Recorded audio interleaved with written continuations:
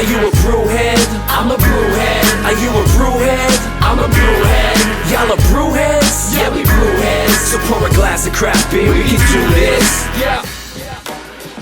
What's good, y'all? This is C-Certified Brewhead. And I am Nathan from NathanDoesBeer. Welcome to episode 150 of Beer Nothing, the podcast Adjunct Series. Nathaniel, 150 episodes of the virtual pod. That's wild, eh? 150. Kind of crazy. Do you know what's interesting? I was kind of waiting to bring this up, but fuck it, since it's 150. So from the original series, if people remember, we did them all in person. And the reason we stopped was because that was the pandemic and we were going to move. Well, it was actually just very coincidental. We stopped at the end of 2019. We did a top 10 countdown. Then we started to do these like themed seasons and weren't planning on doing it as much. And this adjunct series was to fill the gaps. Just if I wanted, if I didn't have a theme season I was working on or that was taking time, we could just do anything with no pressure. Then the pandemic happened. We're like, oh, I guess we'll start this earlier than we thought. And that's why it's separated, because it always bothers me. We should be up to like close to 400 or something by now. Yeah. You were the final episode, 159 of the first series. So we're almost at that 159, which is kind of trippy. Yeah, we are. Very That's cool. Wild.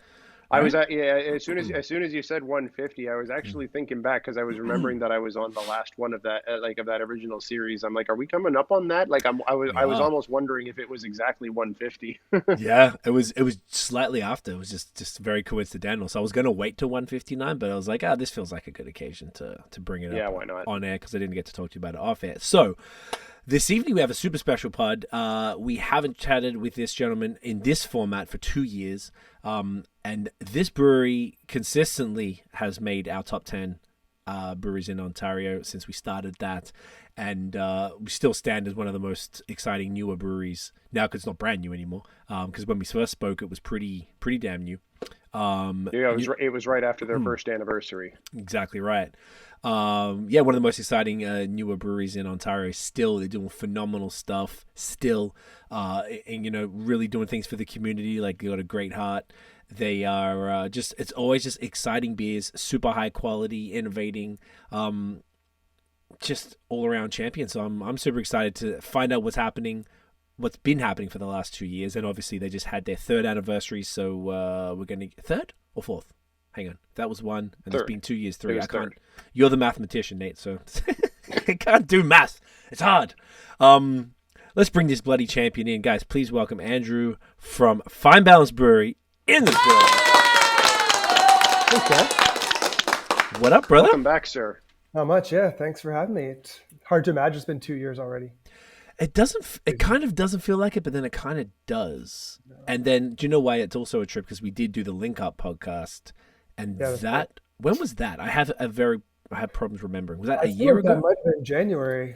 This year. I know it was in this house. It was this background, right? Yeah. Yes. So it was here. So that's probably why it doesn't. Something like that sounds about right. Yeah. So, man, great to see you. Great to have you back. Just celebrated the third anniversary. Super exciting. We are drinking. Are these all anniversary beers? I think the first one is not. The first one is not. I think the rest are all anniversary beers. Yeah. Hell yeah! Look, man, I'm very excited because we got a lot of hops here, and hops are what you do, in my opinion, what you do best. Among obviously everything's fire, but the hops are just exquisite. This beer, tell us about this first one, bro. The first one, yeah. So we're starting with a Pilsner. This is called Bene, extra hopped Italian Pilsner. Let's go. You can see at the top there, we made this with Bar Volo. I want to say it was around March of 2022 that we conceived it. Okay. So it was a while ago. And at that point, we had been kind of rolling with two Pilsners since we started, only two. Yes. One was an Italian Pilsner, one we call the New Zealand Pilsner, which Precipice. Yes, similar but New Zealand hops, both dry hopped Pilsners. For this one, we worked with the guys at Volo, specifically Chris. I'm just wondering what glass I should use. Oof, it's always the tough one. I have a few options here. Chris Evans from Volo, who's just, an amazing guy. He had a pretty clear vision for this, along with our brewer at the time, to use kind of noble hops. So we use Tet and Sapphire. And yeah, it's just kind of like a bit of a citrusy, herbal, easy drinking Pilsner. Yeah. Love it. Not too bitter. So I think our Pilsners are probably less on lower on the bitterness scale. Oh, great nose. Right. And yeah, pretty 5.4% as cool. well. Cheers, guys. Sorry. Yeah, guys. That's okay. Cheers, gentlemen. Cheers. Cheers. The Unfiltered too. collab thing is unfiltered, yeah. Yeah, delicious. Hazy, Goddamn. yeah. We kind of debate hazy Pilsners in the brewery a little bit. Okay. We've done a couple more recently that we've really cleared them out, like taken the time, cleared them out, biofined them. I like a little bit of haze. I think this is kind of a happy middle ground for us. We can push it out a bit faster, obviously, Yep. if we don't let it rest for kind of 6, 8, 10 weeks. But yeah, it's interesting. This was a collab beer that we did that was very popular, that we decided to just basically keep doing it. Okay. And I like that. yeah, we brewed it pretty consistently since March of 2022, which is not something we thought we would have done. I don't know. I think maybe just because Volo have been such good partners, I guess, with this beer, kind of promoting it as well. And they have their little they have bodega there, on College Street next to Brewery Volo, where they sell beer and wine to go. That's been nice. Really nice to have it in rotation. That's awesome, man. This is a fantastic beer. I remember grabbing it early this year from Durand in Hamilton. Yeah, and it's a banger. I love Italian pilsners, and I love that like this is still pretty different to your sort of year-rounder Italian pilsner. Yes, yeah, it's quite different. Definitely, yeah, a little extra hop, a little kind of it's less citrusy than the other one is. To be honest, we have to find a way to get the other one back. Yeah, we haven't been able to get in the schedule. No, because we have a number of accounts that want this beer in kegs regularly. It's been just very hard to get the other one back in rotation. But now that we're coming to the fall, we're going to. Yes. Yeah, you probably have a bit. Yeah, I assumed as much. Usually the winter time is the lagering time. So early in the year, we usually get a bunch of fire lagers because everyone has actually the tank space for once. It's really tricky to figure all that out for sure. I mean, we're still learning a lot, but we're starting to get some processes in place and we can prepare in advance. So we'll start brewing we've been doing sort of double batches of Pilsner regularly because it stays good longer, but we'll start preparing in February, March this year for the spring. Okay. Whereas the last couple of years we've been just a little bit late, I think. Yeah. At least with our Pilsners. Is it like a big time like this? I guess it's more just the thawing time and people want more crispies then? Is that like the... Yeah, I think kind of sales seem to pick up in March, end of March, April for us last couple of years. Okay. People are excited. The weather gets a bit nicer. Yeah. Something that, we didn't think about at all for the first couple of years was just how much of our beer do we actually want to sell in kegs versus cans. And so we've shifted to obviously selling a lot more kegs than we did 2 years ago when we were last talking in this format. Because at that point there were 0 keg sales, right? Zero 0 keg sales, which for us wasn't a big deal because we were brand new and we didn't know what keg sales were like. Right. So I certainly have a lot more empathy for places that would have been really hit hard if they had 100 accounts that were relying on kegs and then they brewed huge batches, months in advance to have that beer ready. So yeah, we're figuring that out too. How much can we afford to sell in kegs? Right. When you say, what do you mean by how much can we afford? Is it more like, because every keg takes X number of cans away from the tap room? Exactly. Yeah. Gotcha. Yeah. Our kegs are taking cans away from the tap room. And what's unconventional in the brewing industry is that breweries like ours, and I would guess that other breweries that you guys talk to, like Third Moon or Badlands, we make more money selling cans than kegs, right? Because our beer is so expensive to make, but the market on kegs is going up, but it's going up pretty slowly. Compared to the price of a can. So our local restaurants in Kingston are less willing to spend the equivalent of what a keg should cost now compared to what a can costs now. Because we can sell a can of say double IPA for $5.50, that keg probably should be $300 or something for a 30 liter when it's like 2/3 of that. Interesting. I never know. Honestly, no one's ever said that to us. That's nothing I ever really thought about. And that would probably be the concern, is that the restaurant or licensee aren't going to move through that keg in at all or in enough time while it's fresh. Is that the concern from their side? No, the concern is just that we're selling it for too cheap. So how many? Yeah, like we're not making enough money off of the keg. Could you not just put the price up, or that would be? Well, so the market for kegs is too low, is what I'm saying. That's I can understand. Right. That's what I'm saying. The other question, or the other point, is also a valid point though, because we do sell kegs of really nice premium IPA to some accounts that let it sit at room temperature for 2 months before putting it on. Yeah, that's the worst. Sometimes you think they would know better, but sometimes I guess they don't. that doesn't happen too often, and that's like it's a minority of accounts. Yeah, but that could happen, right? So, and then you're concerned about that high quality product. So, damn, leaving them like that's definitely an account that does not deserve that type of beer if they're just letting kegs of double IPAs sit in fucking room temperature for sure, yeah. That's an extreme. Obviously, I have like one example in my head that's popping out, but it's not. It wouldn't be the norm.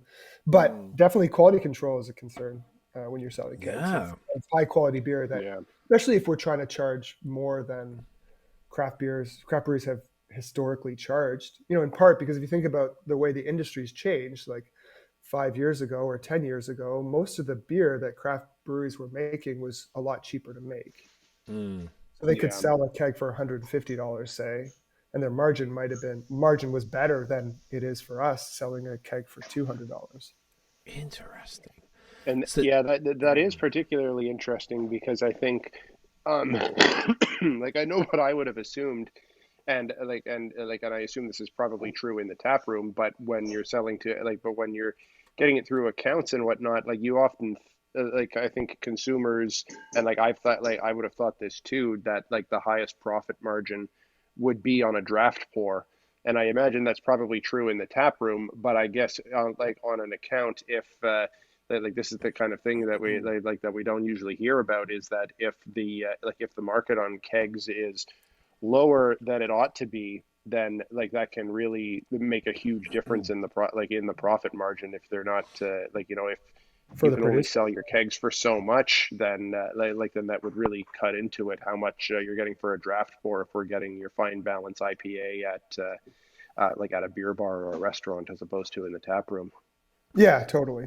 And just there's so much that we could say, and I shouldn't speak out of turn too much, but I would say like a lot of your craft beer bars that you guys know, they're not as concerned about the price. I was gonna say that was my next question. They're not concerned, but they're a minority, right? They're a minority, and so that's fair. What breweries like us we have to think about: what percentage of our sales do we want to make in kegs? Because turning over beer fast is also good, right? It's good if we can package 50%, or say 30 or 40% in kegs, and sell out a batch in 2 weeks of something. Well, that's good because it frees up the tank space and we get to move product, but figuring out what the kind of magic equilibrium is between cans and kegs is an ongoing kind of thought process, I guess. Yeah. And also trying to get other breweries that don't have the confidence to raise prices, to raise their prices. I was actually talking, this wasn't on the pod, I was talking to, I think it was Troy from Badlands. Or maybe it was either Troy or it was like Chris at Third Moon, and basically they were saying that because of the cost of the ingredients have gone up with particularly with like hazy IPAs, which is probably the most expensive beers to make aside from barrel aged stuff, I guess. They were saying that like if the market, just kind of like you're saying, the market won't sustain a larger raise with kegs. They were saying that same with cans. They were like, even if they put it up by 25 cents or something, that would potentially negatively impact sales. And they were like, well, if all of the breweries in Ontario that are on the level with the quality of beer, everyone raised their shit by 25%, you guys, Blood Brothers, Willowball, Third Moon, Badlands, blah, blah, blah, the whole Counterpart, the whole guys, like that would help the market. But I think there was some resistance from some of the breweries, because I know there's a bit of a I don't know what you want to call it, like just they help each other out a lot. I know that like Third Moon Badlands and Blood Brothers do the hop split in Yakima every year and all that stuff. So anyway, that was some context from that side, and I was like, oh, that's interesting. That makes sense. Like, because if one of them goes and do it, that people would be like, well, I'm not going to buy from that brewery now. I could get these guys because they're 25 cents cheaper. And yeah. No, it's rough. It's true. Yeah. So I'm like, I'm trying to informally push, some people to reconsider some of their keg prices because why not? Not for our just for our benefit, but for theirs too. But I think it's hard when especially if it's a precarious situation. You don't want to lose an account by trying to raise the price. Mm-hmm. But then, like, you can't always eat all of those costs. Like, it's not fair for the producer to constantly eat those costs. It's like that's what whoever was telling me this was saying as well. That like that the hop prices went up. They don't put up the can price. The grain prices go up. Yeast prices go up, and all of these different things that contribute. Like if who's eating it, it just has to be the producer, like the brewery. Yeah. And eventually, if that keeps happening, and it seems like it is, it's not going to be feasible to run a business. Like the profit margins will be too small. And it's like the only way you can make it up that point is if you start charging the consumer more, or you eat into your profit margins, which with as tight as they are in the scene these days, could mean the difference between going out of business in a month or not. Mm-hmm. Yeah, it's really tricky. It's really tricky, and also because again, I don't know, Arabella Park is just a great craft beer bar, right? Yes. Yeah. They are carefully curating a list of very good beer all the time, and they're willing to pay for that good beer, right? Right. So that our customer base in the tap room for takeaway, we have a few customers, a decent sized amount of customers that are like the Arabella Park of the personal customer, but we still need to sell to other customers too. So if we raised our price, those hardcore fans probably don't even notice because they love it so much, and they appreciate it, and they understand why it's expensive, and they're educated on it. But I think all breweries in Ontario still have to sell to other customers as well, unless you're really lucky, like in the top one or two that have so many of those fans that it doesn't matter. So prices, and we're already charging a lot. So, it's tricky. What type of, aside from the beer bars, like what type of places are buying like hazy IPAs, for example, that maybe won't have an understanding? Because I'm thinking of places like obviously Beer Town. I know Beer Town are very educated, and there's like 10 of them. Obviously you are 100% right, obviously, but I was just trying to think of where else that isn't a known craft beer bar that's going to be stocking this type of stuff. Yeah, so I think for a lot of breweries like us that are, say, outside of the GTA, it's your local community, right? So we have a lot of great support from our local community, and Kingston is a tourism town, and we've done, I think, pretty well with winning accounts downtown, selling kegs downtown, which is really good for us. Like, it's much easier, less stressful to load up the van once or twice a week and drive around Kingston. It's cheaper than, we send beer out of Kingston every single week. Like, most of the time we do it ourselves. Sometimes it's some sort of complicated distribution network that, is precarious and can break down. But those local accounts, most of them, they have, what do they have on their menu? They have an IPA, they have a lager, they have a stout, they have a red ale maybe. And if they're progressive enough to care about having local craft beer, and ideally like high quality craft beer, they might pick our IPA. Gotcha. But, so like, but they don't know, but they don't know they might not know what a hazy IPA is. And that's where we fail, because we don't have a sales force too, right? We don't have someone out there explaining. I mean, I'm essentially the sales force. So I was having lunch at one of our accounts one day, and someone said, "Oh, it's so nice that you're here. There's something wrong with the beer. It's not pouring well. It looks like orange juice." Oh, really? That's what they actually thinking? Yeah. Wow. And it was a 6% IPA, and it looked great and it tasted really good. But it didn't. So that person in that bar, they had no history of pouring what we would consider a hazy IPA. Interesting. Okay. That makes sense. I remember like I've been the handful of times I've been to Kingston, like there's this really cool burger bar. I think it starts with W on like one of the corners there. Oh, Does it start with W? There's a segment. You know what I'm talking about? Not a know, burger, yeah. like a burger spot. Like it's super near Stone City, where Stone City used to correct. Correct. Exactly Yeah. right. Like across the street from be. Yeah, there. I But do know. something like that. So okay, I see what you're talking about. Because I'm just even thinking something like myself. I feel like I don't find like fine balanced quality IPAs in random places. It's typically a more targeted thing for if I'm going out and this is what I would like to do. I would find a place that was stock it, and I mean that's great to know. Like I said, we don't have a sales force. I might send a few emails every couple months or something if there are craft beer bars that we haven't talked to that would appreciate our product. I might do that, but we wouldn't even spend time trying to sell to like some random pub in Ottawa unless they were a craft beer pub. Gotcha. So how do you go about getting those licensee accounts in the first place? Like, do they reach out or do you just cold email? Yeah, outside of Kingston, a lot of them have reached out to us, right? Okay. Which is nice. So I think there's this like very small world of like intense craft beer lovers. Mm-hmm. So maybe in Ontario, there's something like, I don't know, 30 craft beer bars. Jeez. That are like hardcore. You probably have heard of most of them. Mm. Yeah. And there's a number of bottle shops, but there's, some bottle shops get added once in a while, but then we lose other bottle shops along the way. That hasn't really exploded. Okay, like, so that's like we thought it might. Or, Why do you think that is? So it's a small. I don't know. I mean, it must have something to do with pricing and marketing. That's true. Because it's like they have to buy it from. Do and they buy the it from size you? of the market. Yeah, that too. Do they buy from you wholesale? I have to. Yeah, basically. Okay, sorry, Nate. Go.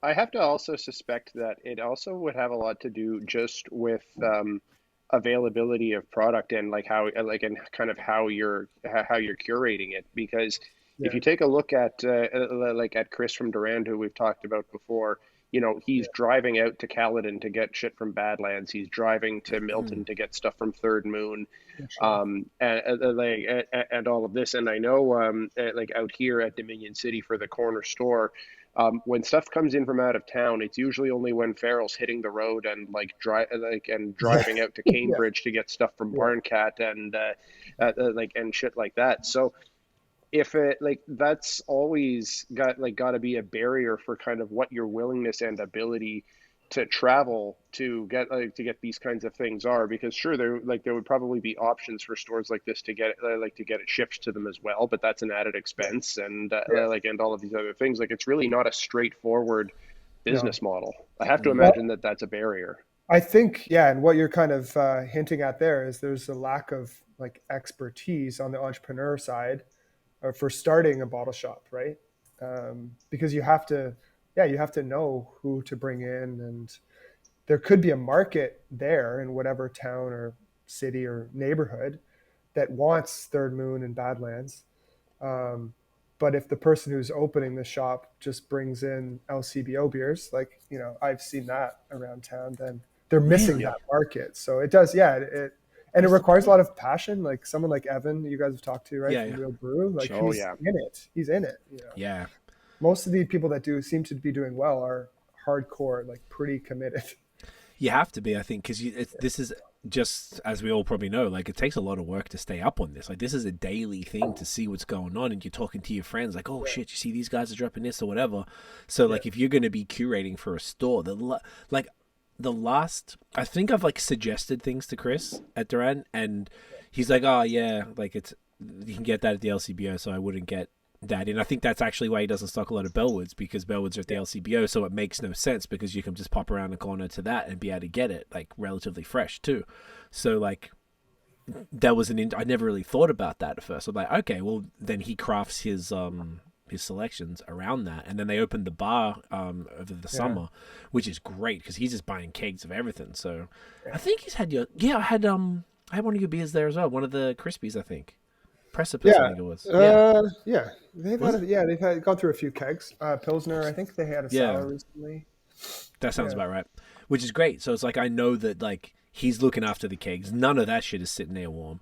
Like, No. it's just a very thoughtful, because you can go and trust it, and I know that they're crafting it, and if I know that Evan at Wheel Brew's doing the same thing, but it's so that's interesting. the winning model, though, like the diversity of the business, right? It's 'Cause you hard got to the survive on just a cafe. bottle shop, I think. It's like, Yeah. because it's hard. You have to just move a lot of product. That's what it comes down to. And I guess the You fan have to base move a might lot not of be volume. there. Yeah, I heard that the 4th and 7th in Toronto, which I know was a big one, I think they're basically kind of Yeah, he wrapped up was shop. helping Society of they closed and then he moved and they had sort of like a pop-up shop. But I think they kind of. I was talking to Erica the other day about link up Yeah, stuff. I think he's gone. Yeah. Yeah, and I was like, "Oh, that was cool." She said, "Yeah, it didn't really work out in the end." Like, I think he just was like he'd had enough of it, and I think he wasn't. I don't know the guy, but I think he wasn't super like in the industry before that or whatever. So he probably came in during COVID when shit was popping, and then saw that downturn, and then didn't really know how to get it up, because how would you know when they only brought it in when everything was closed? That's Well, that's and the other tough. thing is the regulators and the regulations have been really inconsistent and difficult to predict. So it seems to vary depending on the AGCO inspector, like the region you're in terms of do you have to sell food for consumption on site? Can you have people bring in their own food? Do you have to have seating? Do you not have to have seating? So Yeah. There's a lot of inconsistency across Ontario. Some places And present some really like shops and some present like bars. yeah. And it's really really the weirdest like enforcement like you were saying, like at Dominion City. I know like they about 6 months ago they had a whole thing where they wound up after an AGCO inspection having to move their corner store stock from other breweries to the other side, like to the other side of the building, because for like anyone in Ottawa who shops there knows that at Dominion City, they've got the bar on the one side of the building, and they've got the corner store on the opposite side, and that's where they sell all of their cans to go of the Dominion City beers and the seltzers and whatnot. And they used to have all of the Friends of the Dominion stock there as well. Now it's apparently a thing that they can't sell those in the same fridges. So they've now got the Friends of the Dominion stuff in a smaller fridge on the other side of the building, just completely arbitrarily to they can still sell it, but they can't sell it out of the same doors that they're selling their own stuff out of. It's really bizarre. That's insane, bro. I mean, that's the type of stuff that it felt like we were moving away from a little bit with the a loosening of the rules to even allow that, and then I didn't know, this is the first I'm hearing that every different place has different rules. So then that's just so ridiculous, and it's even more ridiculous if you look at it as we've been saying a lot, in this economy, why are you didn't move to make it easier for breweries to breathe and to actually get stuff done, and then you do the complete opposite and then fuck them completely. That's ridiculous, because man, logic is not prevailing in alcohol when it felt like it was about to. That's wild. What a shame. Yeah, it is a shame, because it's a really great model, I think, especially if it's part of like Durand is now a really nice example. You can have a bar, you can maybe have a coffee shop, and you can have your takeaway beer. Yeah. You don't need to be a restaurant with this little side section, which is kind of wild. I see where you're going with this, Nate. Do you want to? Yep. Let's. Why don't we pop open the next one? Yeah, I think we got a little wrapped up in that combo. That was awful, but I had to pop it. No. Pop. Oh, I like that. I missed that. My beer. Yeah, mate. Take your time. Alrighty. So now we're getting into the anniversary beers. Yes, now we are getting into the anniversary beers in earnest, which Andrew will talk us through in just a moment. But these are the ones that we're excited about. This is we're starting with the IPA series. I won't spoil any more than that. No, so we're going to have 3 of these bad boys tonight, and they are all very different. Oh, it's a collab too. I didn't realize. Hell yeah! Each of these 3 are a different collab. That's awesome.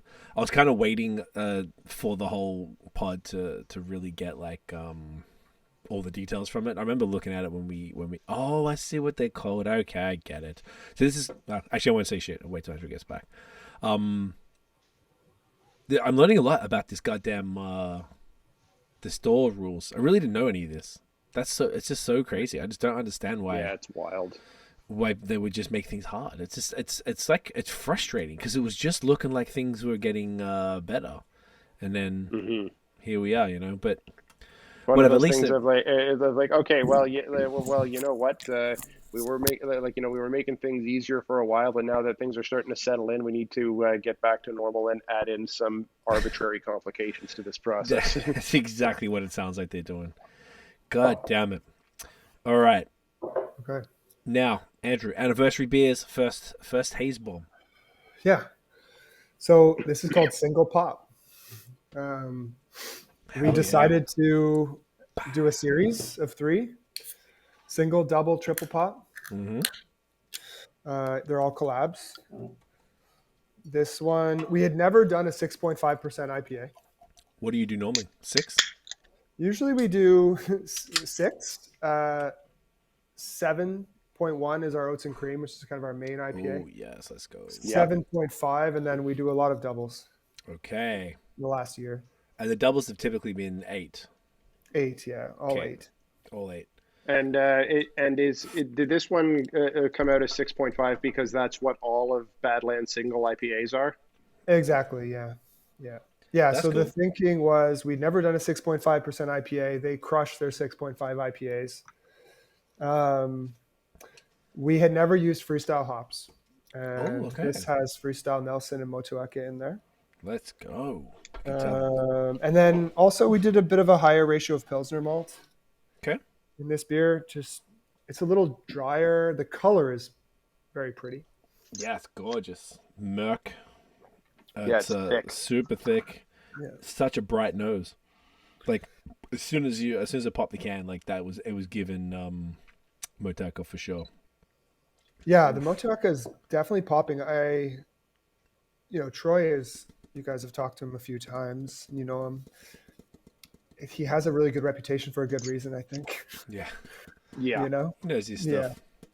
Did you do anything else? Like, is this like aside from the hops and stuff, was there sort of, the Badlands contribution? Was it sort of any of their processes or any changes to the way you do it? Yeah, as I said, he's very gracious, and he shared, a lot in terms of their processes. So we did adapt a few things. We kind of dry hopped at a colder temperature. We had a bit of a faster dry hop. We dropped the hops a lot sooner. Okay. It's amazing anyways, it's pretty amazing what they do there with their setup. Our setup, historically is quite a bit different, I guess, from how they do it. So it was nice to see and hear their processes and think about how we could incorporate some of them. It's kind of funny. This beer, we had a bit of an issue with our dry hop.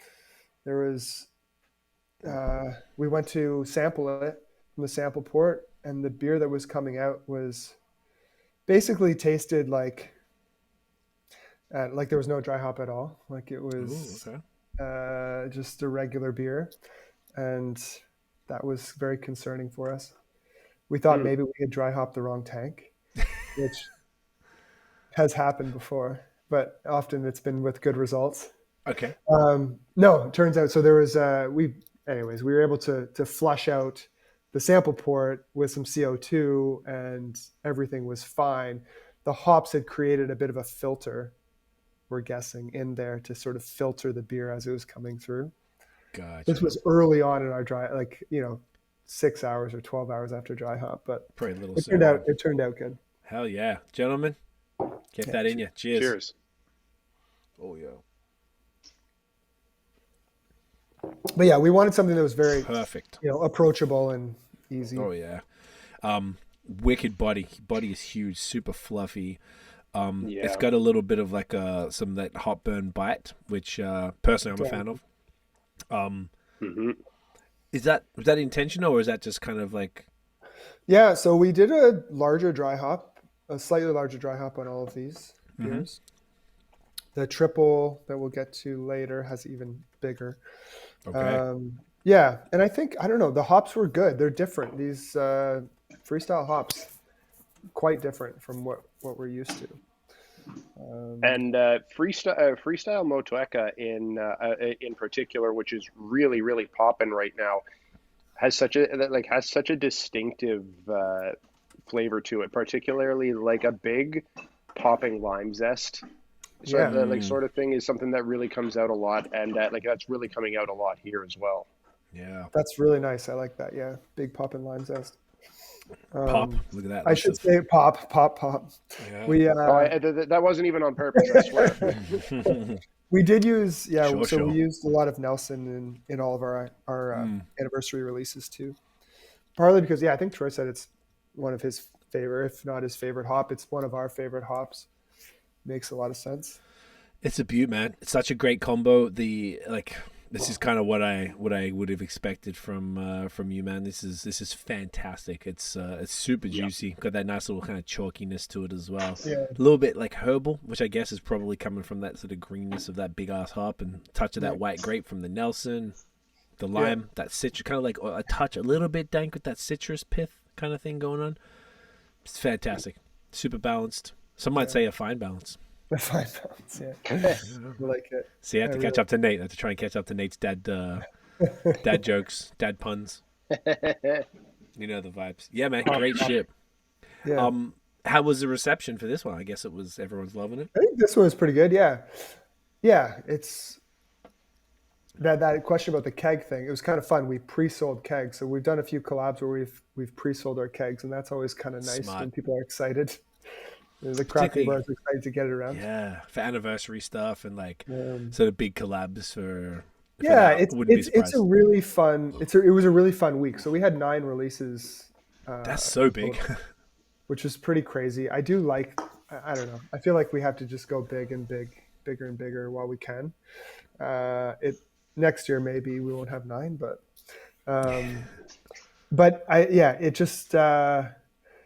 This series of 3 just made a lot of sense, I think. So you had 3 IPAs, the 3 Gelato Sours. Pop, 3 Gelato Sours. Oh, sorry, one of the Gelato Sours was the first one we ever did, strawberry vanilla, and the other 2 are plays off of that. Okay. And then we had a barrel-aged bottle beer. Saison. Oh, yeah, the Saison. Barrel-aged Saison. Yeah, it was pretty good. That actually was really good. Turned out really nice. And then the Eisbock. And the stout too, right? And there was a stout too, wasn't yes. Yeah, and don't forget that. Barrel aged, like coffee stout. Yeah, coffee stout. It was aged in bourbon barrels. We went pretty big on the coffee. Yeah, Pilot Coffee via our local shop that sells our beer in town. Hell yeah. Yeah. Nice. Yeah, so it feels good to go big on an anniversary, I guess. And having it in October is nice. Like we've had a busy summer. It's kind of like go. And then we know once we get through mid-October, we're going to start to kind of relax a bit. Things are going to slow down. November is, kind of a quiet month. December is a bit of a push. And then January, we can regroup. Mm-hmm. Although January, the last couple of January, Februarys have been interesting because the first 2 weeks have been quiet. But like last year, BAOS, they had the Breakfast Club beers. Yes. Those are really cool. Like I love that. Good. So now people are getting quite creative to combat dry January, to combat kind of the dead of winter. And so, we're already kind of brainstorming some ideas for, doing things kind of end of January into February. That's super smart. I love that. I forgot about that. They should do that again if they're not already. Yeah, I haven't heard anything yet, but I wouldn't be surprised if they do it again. It was pretty fun. And again, a lot of accounts got really excited. I think, McThirsty's up in Peterborough. I think they might have got kegs of like everything that was available. Whatever brewery made it. And they just had that's amazing. Yeah. Because they were mostly big beers. There was hardly any small beers in that series. Well, yeah, I would say 90% of them were coffee stouts. Yeah, we had a fruited triple IPA. Like a mimosa beer. It was pretty good. But yeah, they were big beers. Yeah. Which is fuck it, right? Like saying what you want to drink for breakfast. I think it's a good idea. We last January, I think we released like 4 or 6 double IPAs. We're just kind of like, okay, dry January is a thing, but let's just lean into the the opposite. It's those were great though. That was the one. It was I think it was Nelson base, and then it was like a different hop added, Yeah, if I it remember wasn't. correctly. Nelson was the second. It was Citra. We did Yeah, a it was Citra Citra It first, was series. wasn't it? Citra. I'm sorry, you're correct. And then honestly, Yeah, those were so fire, bro, and yeah, they're fun. Yeah, they those were great. I loved that. such a great concept. I've never seen anything like that before. Like he's like, four of them that had the same hop base and then just slight different. I don't know. It was just like very innovative, which I feel like is something pretty consistent that you guys have been doing. Yeah, It's really cool. innovative in like a templative type of way. Well, Templative is the word, but how far it can you makes go with? sense to me. Yeah, Yeah, yeah, I don't feel like anyone's expecting like world changing shit for hazy IPAs. There's really only so much yeah. you can do. I don't know if there's anything else. So at the very least, when there's like I think the most innovative part is like the collectible series of it all. Like there's four of them. Yeah. Like it's unlikely that you're gonna just get one of them. You're gonna be like, I want all four of those pretty colored cans that have Totally. these Definitely. great hops. So it's like Yeah, and if you're into hops, it's pretty fun to see, the same hop used in a few different ways, and Very. how different the result can be. was the base malt like the actual base of the malt? I know the hop we had like one the Yeah, first one was it was the pretty malt much the same. Yeah, pretty much the same. Okay. yeah, yeah. So it was then the combination of hops that were different, but then That's that right. secondary hop changed everything. Yeah, I think the dry hop can just change everything, which is like Very that's cool. what's so revolutionary, right, about the beers that we've seen in the last few years. Yeah. Yeah. Yeah, it's so cool. Like Third Moon or whoever, like just doing so many IPAs, and the recipes are changing. Like our recipes are changing over time, but ideally we have like 3 or 4 IPA recipes. Like Yeah. maybe 2 double IPA recipes. We have like a 7.5% recipe that we like. We have a 6%. We have a 6.5. They're all kind of changing over time, but ideally we have like 4 types of IPAs. Okay. So- Some are and they change based on the base malts a bit. Like some are juicier, more sugary, and some are drier. But we want to lock in those recipes pretty scientifically, and then we can explore the difference in hops, right? Because the hops Yeah. can change the beer so much with the exact same base recipe. Yeah. Having said that, like there's so many variables that are changing all the time. Like the hops are changing all the time. The yeast is changing all the time. Our temperatures are sometimes changing. Like they're not where we want them to be. But but it's pretty cool. Like the hops make a huge difference. Yeah, man. Yeah. Is there, you mentioned earlier that you guys make a lot of doubles, and those two series, like the like the four, like the Citra four ways and the Nelson four ways and whatnot, all double IPAs. Is Yeah. there is there something in particular that draws you to doubles for those kinds of things more than singles? Yeah, it's a good question. So I guess we like our double IPA recipe for just being more flavorful at this point. Yeah. We're working on, so like one reason to do the 6.5% beer is to try and get more body out of a lighter beer for us. We know that Third Moon and Badlands have been doing that for a while. Like, Third Moon's Conjuration series or whatever, they're crushing it. But yeah, we like those big full beers. Makes sense. And also the market here is like, this is totally new, right? Right. Like double IPAs. I don't think there's anyone really doing double IPAs in the region that we're in. And Only PEC, I guess, all my friends maybe, and that's about it now. yeah, all my friends, But they're pretty new. yeah, Like a year. and they all their hazies are really good. I don't know how many doubles they do. Not I'm sure they've done some. some, but it's not a shit ton. And you're right, I can't Yeah. think of. I'm not even But sure. I Duff I does too think many. they mostly do 6.5. And I wasn't even thinking about Prince Edward County, to be honest. Like just Kingston, I couldn't Yeah. think of any in Kingston. Yeah, That's why I like was. Daft has done a few doubles here Okay. and there, but we're I don't want to say we stumbled upon a good thing, but we really like them. Like Hey, man. in general, like occasionally we have a miss. They're not all like exactly what we want them to be, but they're definitely hitting a spot here. So some matron with Janky, right? Like Janky is the beer that is around Kingston. It's Okay. a really good beer. like Justin is like a well-loved person in the Kingston community for good reasons. We're not going to bump off janky at too many places, like, nor do we want to, right? So what can we do that's going to complement something like janky? A Right. double IPA would be it. So there's a few restaurants in town that, like, it's Bellwoods or us, really. Like, they don't know anyone else that could give them a double IPA. That makes sense. So you've kind of like cornered the market with the style over the last 3 years, which is great. Yeah, and honestly, the last year has been really where it's intensified. But so then on that note, what we did want to come back to, obviously we spoke last as far as the larger conversation rather than the link up stuff 2 years ago. So I imagine a lot has changed for you in those 2 years. So like, what's that sort of look like? You were just sort of now, obviously in the last year, you're talking about the double IPAs have really become a thing for you.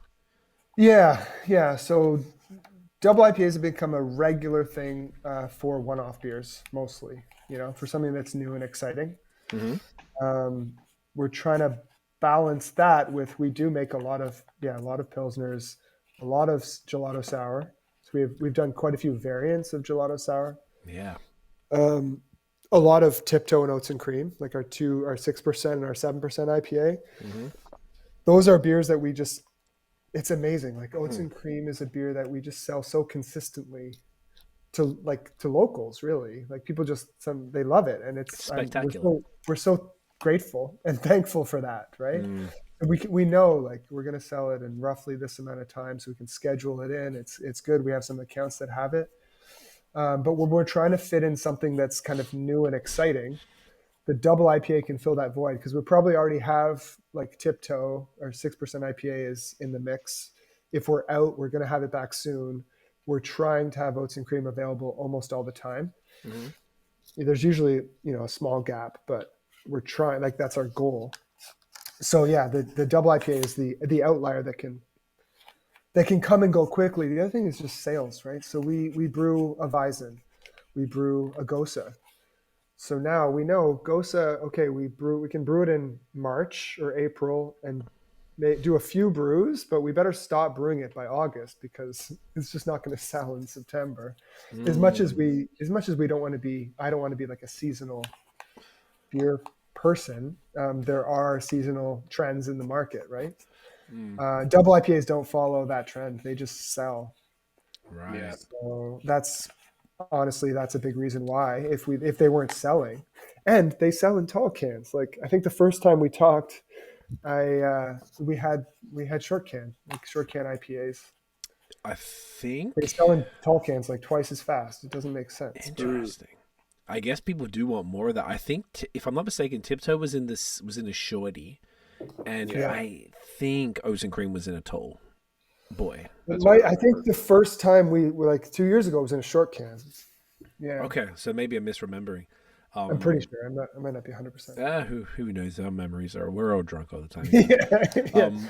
Yeah. That's okay. That's fascinating. That because it's always like a conversation. I feel like it comes up with the format. So you've kind of been like experimenting then with the formats over the last little bit to see what works. Is that what I'm getting? I'd say we're pretty well.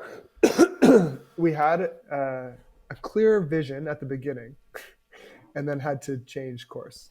That's okay. And we've been pretty well locked in. For the last 2 years to everything in a tall can, unless except gelato, sour, or potentially a big stout. That makes sense. Yeah. Occasionally, you might see a short can, double IPA, like we did recently in the summer. If it's early summer and we can sell it, and people are going to be happy to take it to the beach or wherever they go, gotcha. We'll do that. That's honestly in part because we might have short labels kicking around. Hey man, you gotta do what you gotta do. Who cares? Hey, look, that's Summer interesting. is a good time to sell short can beer in general. Like spring and summer, that works. People are happier to buy short can beer. And do they tend to buy multiples of short cans as opposed to multiples of large cans, tall cans? I don't think there's a relationship. Yeah. Okay. Yeah.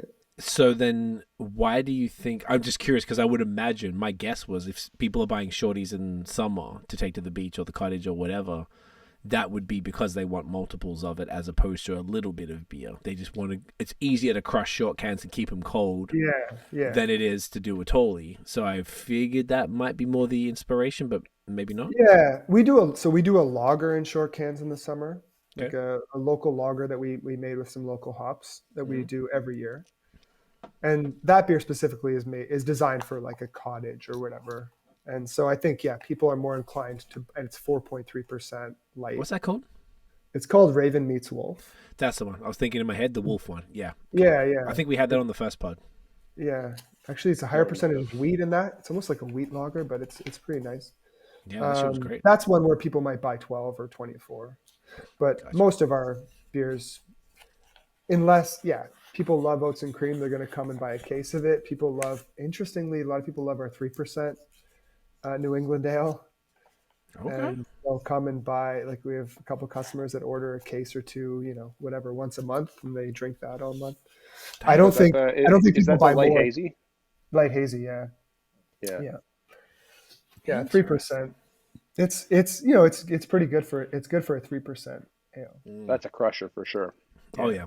Yeah, people see But the no, people who I love don't think the format matters too much. I think the truth is the people that love beer are wanting to drink more of it. Maybe like one or two cans, tall cans of double IPA, but we even put, this is hard to imagine, but we put the Eisbock that we'll try later in a tall can.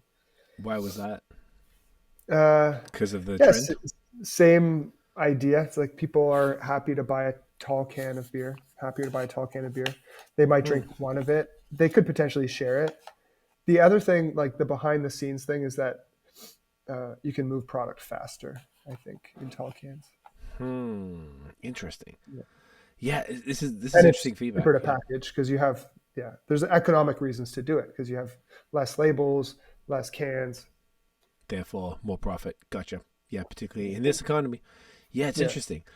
That's pretty cool because there's like certain beers that like, this is what I'm always like, I feel like it comes up a bunch on the pod, like, excuse me, with just the packaging and the formats, just because like there's certain things, say at the end of the night I'm like, oh, I could do one more beer, but I probably couldn't do a tall can. And what do I have? A short can? I don't want a lager at the end of the night. That doesn't make sense, Sure. So like I feel like there's always like interesting sort of needs for every drinker would have different approaches to all of that, and I feel like I don't know if there's any right answer. I think there's probably just the right answer for the time, and if you have experimented and figured out that folks are after tolls, and that works out better for you both economically as well as like people like that more and they sell more, then fuck man, more power there's another reason that's just practical as well. If you're lucky enough to sell at bottle shops, like a decent number of bottle shops only want tall cans.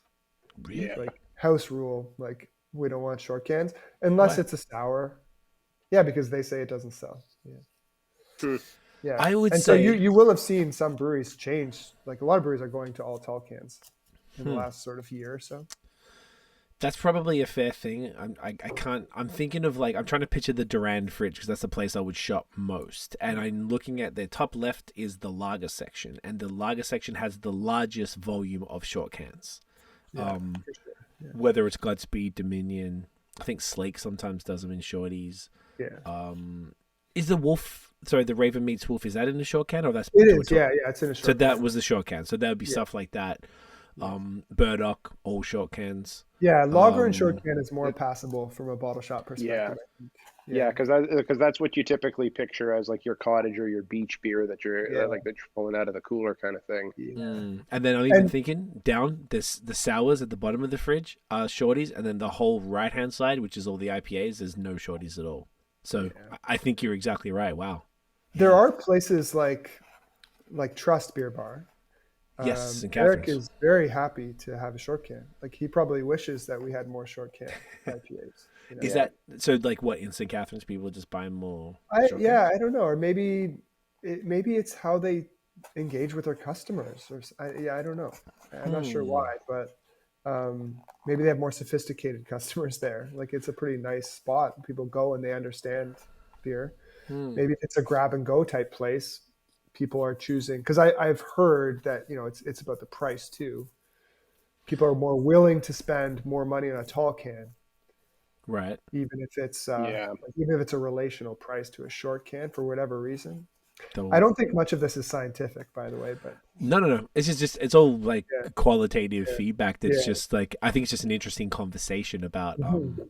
I think even more than formats, one thing for me that and Nate and I both share this feeling, and it's we don't really talk about that much, but is like the forced 4-packs versus the single Oh cans. yeah. Personally, not a fan of that at all. We were in whenever we go to the States, we typically go at least for like 2 nights, because if you go for 48 hours, they leave you alone at customs for what you bring back. And a few weeks ago, we went just on a Trader Joe's run, which is the greatest place on earth, and Shake Shack and all that. And then we just want to bring some beers back. I went to like 3 or 4 places. I was at Other Half in Finger Lakes, only 4-packs. I'm like, fuck, okay. Because I don't know. I haven't done a single day run for like 4 years. I have no idea what that looks like. So I was like, I don't want to bring back too much, because I don't want to, you know, I just don't want to pay the taxes. I just think it's ridiculous. It's all so stupid. So I was like, I'm not fucking doing this. So I was like, I went to Other Half, couldn't get anything. Went to a specific bottle shop that we met a guy who owned a brewery at Other Half. He just started talking to us because our dog's cute.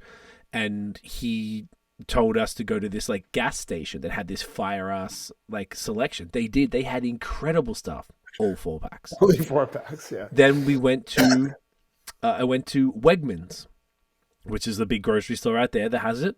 They had all 4-packs, but they had this huge fridge that was like, oh, make your own 6-pack. And then I was like, oh, I was going to start grabbing them. Then it was like, none of these cans are sold individually. It's only in the 6-pack. I'm like, oh my fucking God.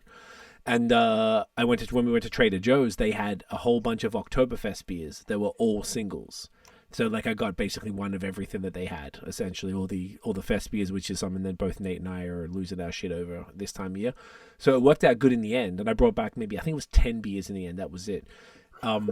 It was just like the whole thing with the forced 4-packs. I understand the business reasons for it, but as a consumer, I can't get down with it. Like I don't really want 4 of anything at any given point in time, unless it's like a lager that I can let sit and drink it for a bit. Like and I remember going when I came by and saw you, would have been 2 years ago as well, not long after the pod actually. I went and bought one of everything in the fridge, which was sick because I was like, hell yeah, just give me one of everything. And because I think you had to leave, and I was drinking my my Luca Paul. And once I finished that, I was like, yeah, just give me one of everything, and that was awesome. So what's your sort of philosophy behind that over and above format? Yeah, that's interesting. I haven't. Sorry, I would be lying if I said I never thought about the 4-pack thing, like at the beginning, right? Okay. Like modeling a brewery, you know, after the New England style, and you go into all those breweries, and yeah, it's a 4-pack only. Yeah. And I think, like stepping back a bit, or like from a more broad perspective, the reason why I thought about that is because we want to try to change consumer behavior in some way, right? Like we want to be changing the industry and making it more progressive. And so trying to do 4-packs would be doing that. Like, and the challenge would be, can we change consumer habits so that they will be happy to buy a 4-pack? Is that because the LCBO has trained people to buy singles? Yeah, for sure. Yeah, because people don't buy 4-packs at any breweries, right?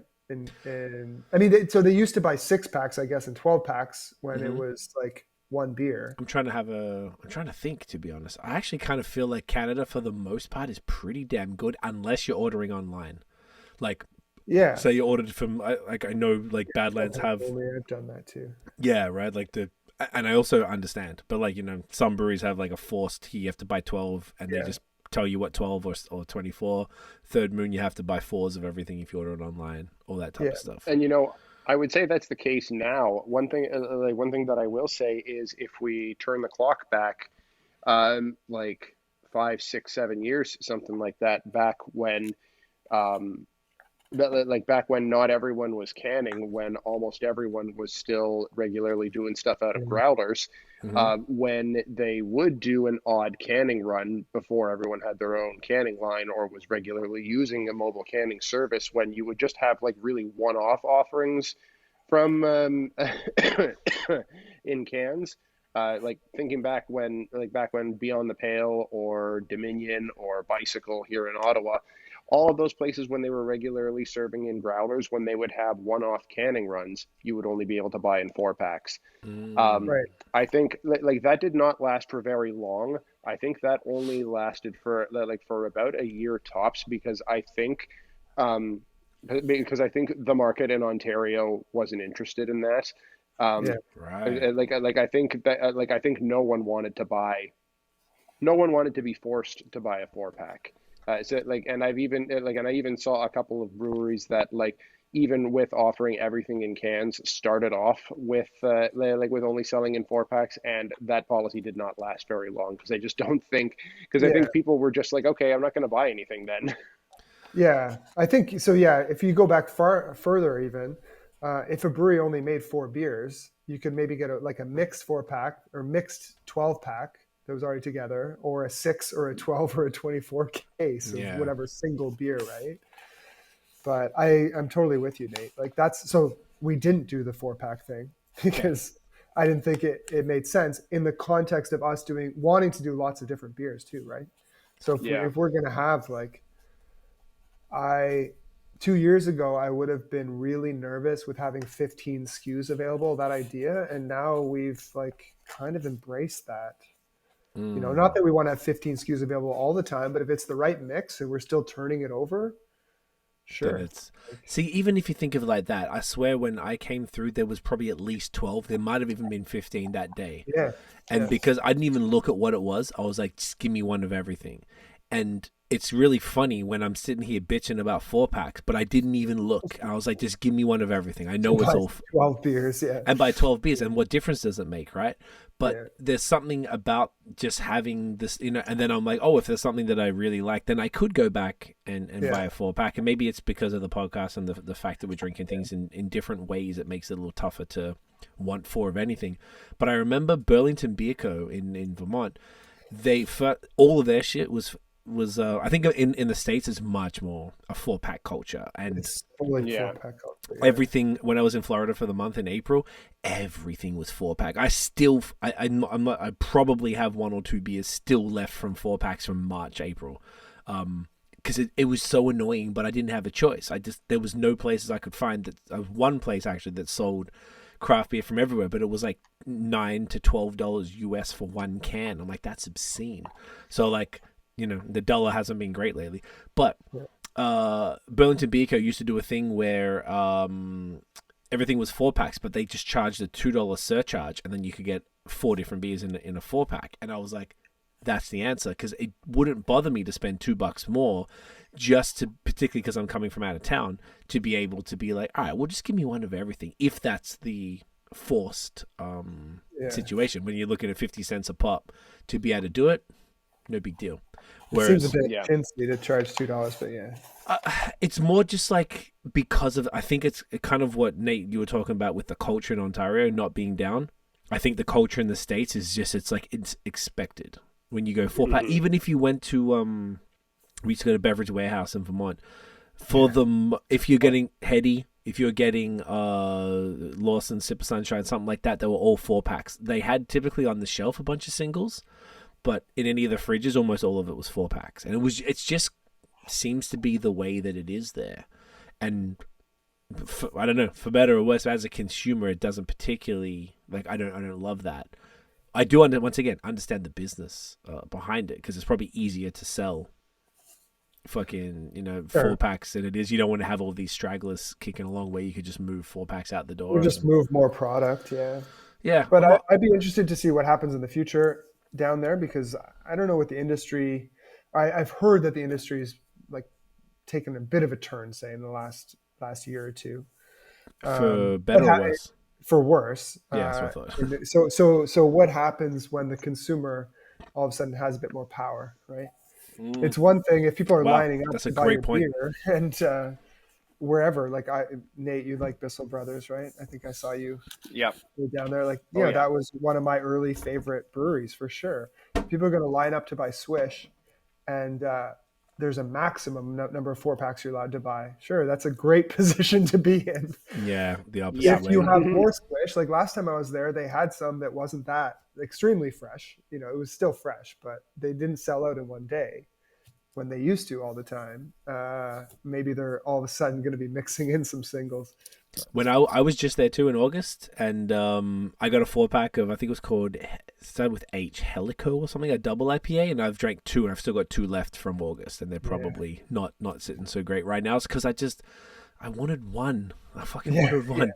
And I didn't have a choice, and I wanted to get something. So I got like a bottle of their like barley wine stout blend, which I love those barley wine stout blends, and then I just got a 4-pack of the double, and it was, So I'm still saying I've still got stuff kicking around from late August from that trip, because I still haven't worked through it because I'm not particularly interested in 4 of them. Yeah.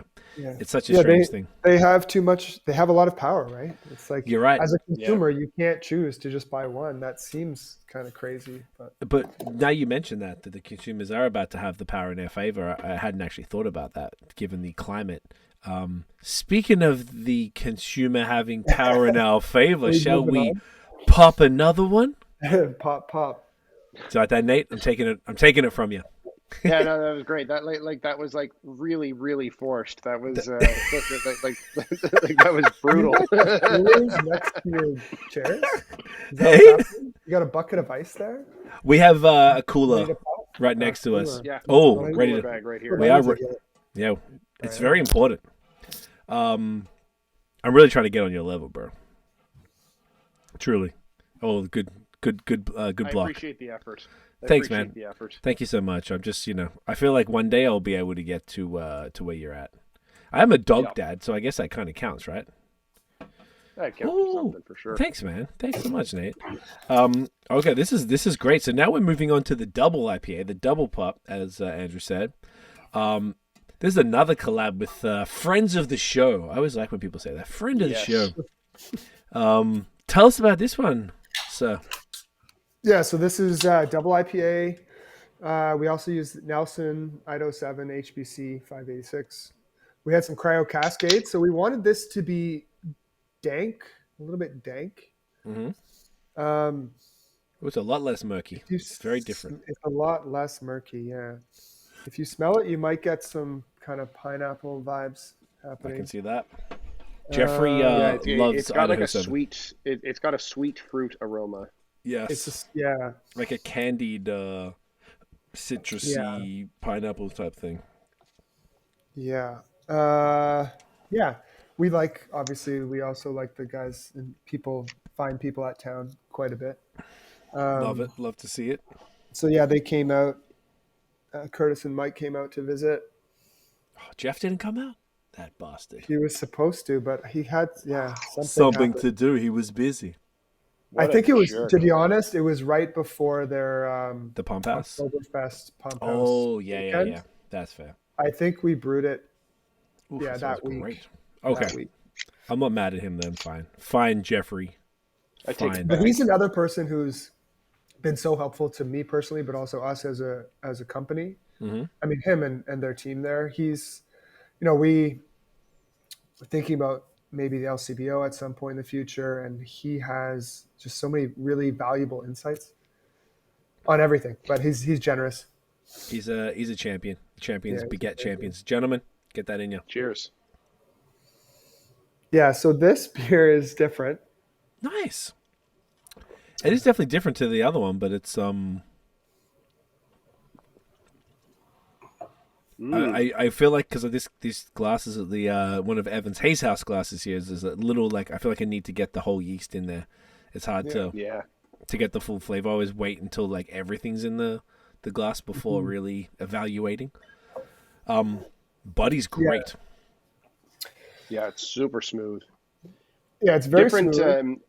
A different body to the first one, because the first one in body was a lot more frothy. Like kind of had more of that like tingly froth to it, whereas like we were saying, this one is quite a bit more smooth and has a bit more heft to it. Yeah, a bit more heft to it for sure. Yeah. Yeah, so the story behind this beer, we had this plan to do a joint effort. That's what we were going to call this beer joint effort. I think maybe the third collab we've done with them. And the joint effort was in reference to marijuana terpenes. Oh, that's the terpene one. Yes. Oh, Uh, Oh, I like that joint effort. It took me a second. Second time that we've tried this alternative product, we have not promoted it really at Okay. all. We've been experimenting, I'd say. The first time we used so much, it just wiped out the hops, Oh. basically. Yeah, and it overpowered the hops. And some people didn't like it. I didn't like it, to be 100% honest, but a lot of people loved it. Like some people said it was the best beer we ever done, and I was so confused. We probably shouldn't talk about Untapped too much, but it's it's a confusing place. It might be. It's probably not one of our high. It's got to be one of our like top 10 ranked beers on Untapped or whatever. The first one that we did with it, and I had a tough time drinking it. So this one we tried again in a different process. I was at Burlington Beer Company, 6 months ago or more, and they had quite a few beers that had terpenes in them added to them with some interesting results. And so what does it add to this? It's meant to add kind of aroma. So aroma and flavor, so this one is supposed to give some, pineapple kind of coconut thing. Okay. I'm getting like lemon. Lemon. Yeah. mm-hmm. Yeah. So it's different. It's, I think the one goal of collaborations is to try something new and try something different. And this scratches a lot of people right where they itch. I'm not personally sold on the terpenes yet, but yeah, this effort was definitely like way better than the first one, even though, like I said, the first one people went crazy for. Some people went absolutely crazy for. Said it was the best beer we'd ever done. And I'm just like, what? That shows you Untapped is a kind of a crazy place. Everyone, and like it's hard to appeal to. You're literally, all the different palettes, and like you got to just swing and see what happens. And sometimes, and even if, like you said, you didn't love it, but there were certain people that said it was the best beer you ever did. So I mean, what do you gonna do? Yeah, it's just sometimes confusing. I bet probably all the time confusing. Yeah, this is great, man. This is super tasty. So it has a bit of like dankness to it. I think that's the idea of the terpenes. At least you get a bit of dank. It's so different to the last one. Like it's so different. And it's different. It's unique. Yeah, it's unique. And Like honestly, the other one we did was the most unique beer you probably would have ever had if you tried it. This one or the one before? The previous one, there was all all. Gotcha. Oh yeah, 10 times the dose. What are the terpenes themselves? Is it like a distillate or whatever of? It's just like an extract from the extract. Plant. Okay, and is it but just no, like obviously it's like no CBD, no THC. Of course, yeah. Is it like so weed and hops both have terpenes? So our hops, we're extracting the terpene flavor from hops as well. Dry hop. Gotcha, that's what that is. That makes sense. I was always curious. I never really understood what the terpenes were and stuff. So I guess it's like a liquid, not a powder.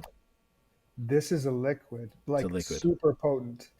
Is it like a dark kind of almost look like the? Have you ever had like the weed? Because I don't smoke, but I'm an edibles man. Have you had like the oils that they make? Does it look like that?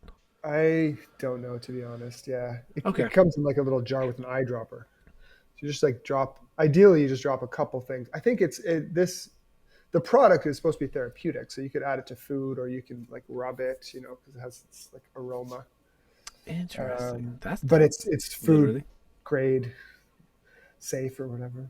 Yeah, no, like once again, like you were saying before, I think off air, like this was something that you and I had a conversation about, and because there have been other beers in the province that had been released with terpenes, and in my experience, they typically really push like a real lemony flavor. But I wonder if there's just different types. Maybe there's different strains. There's totally different types. Yeah. So we have one type, we could potentially try another type. Yeah. And I think so Burlington Beer Company, they had 6 and they're all probably all different ones. Damn. Okay.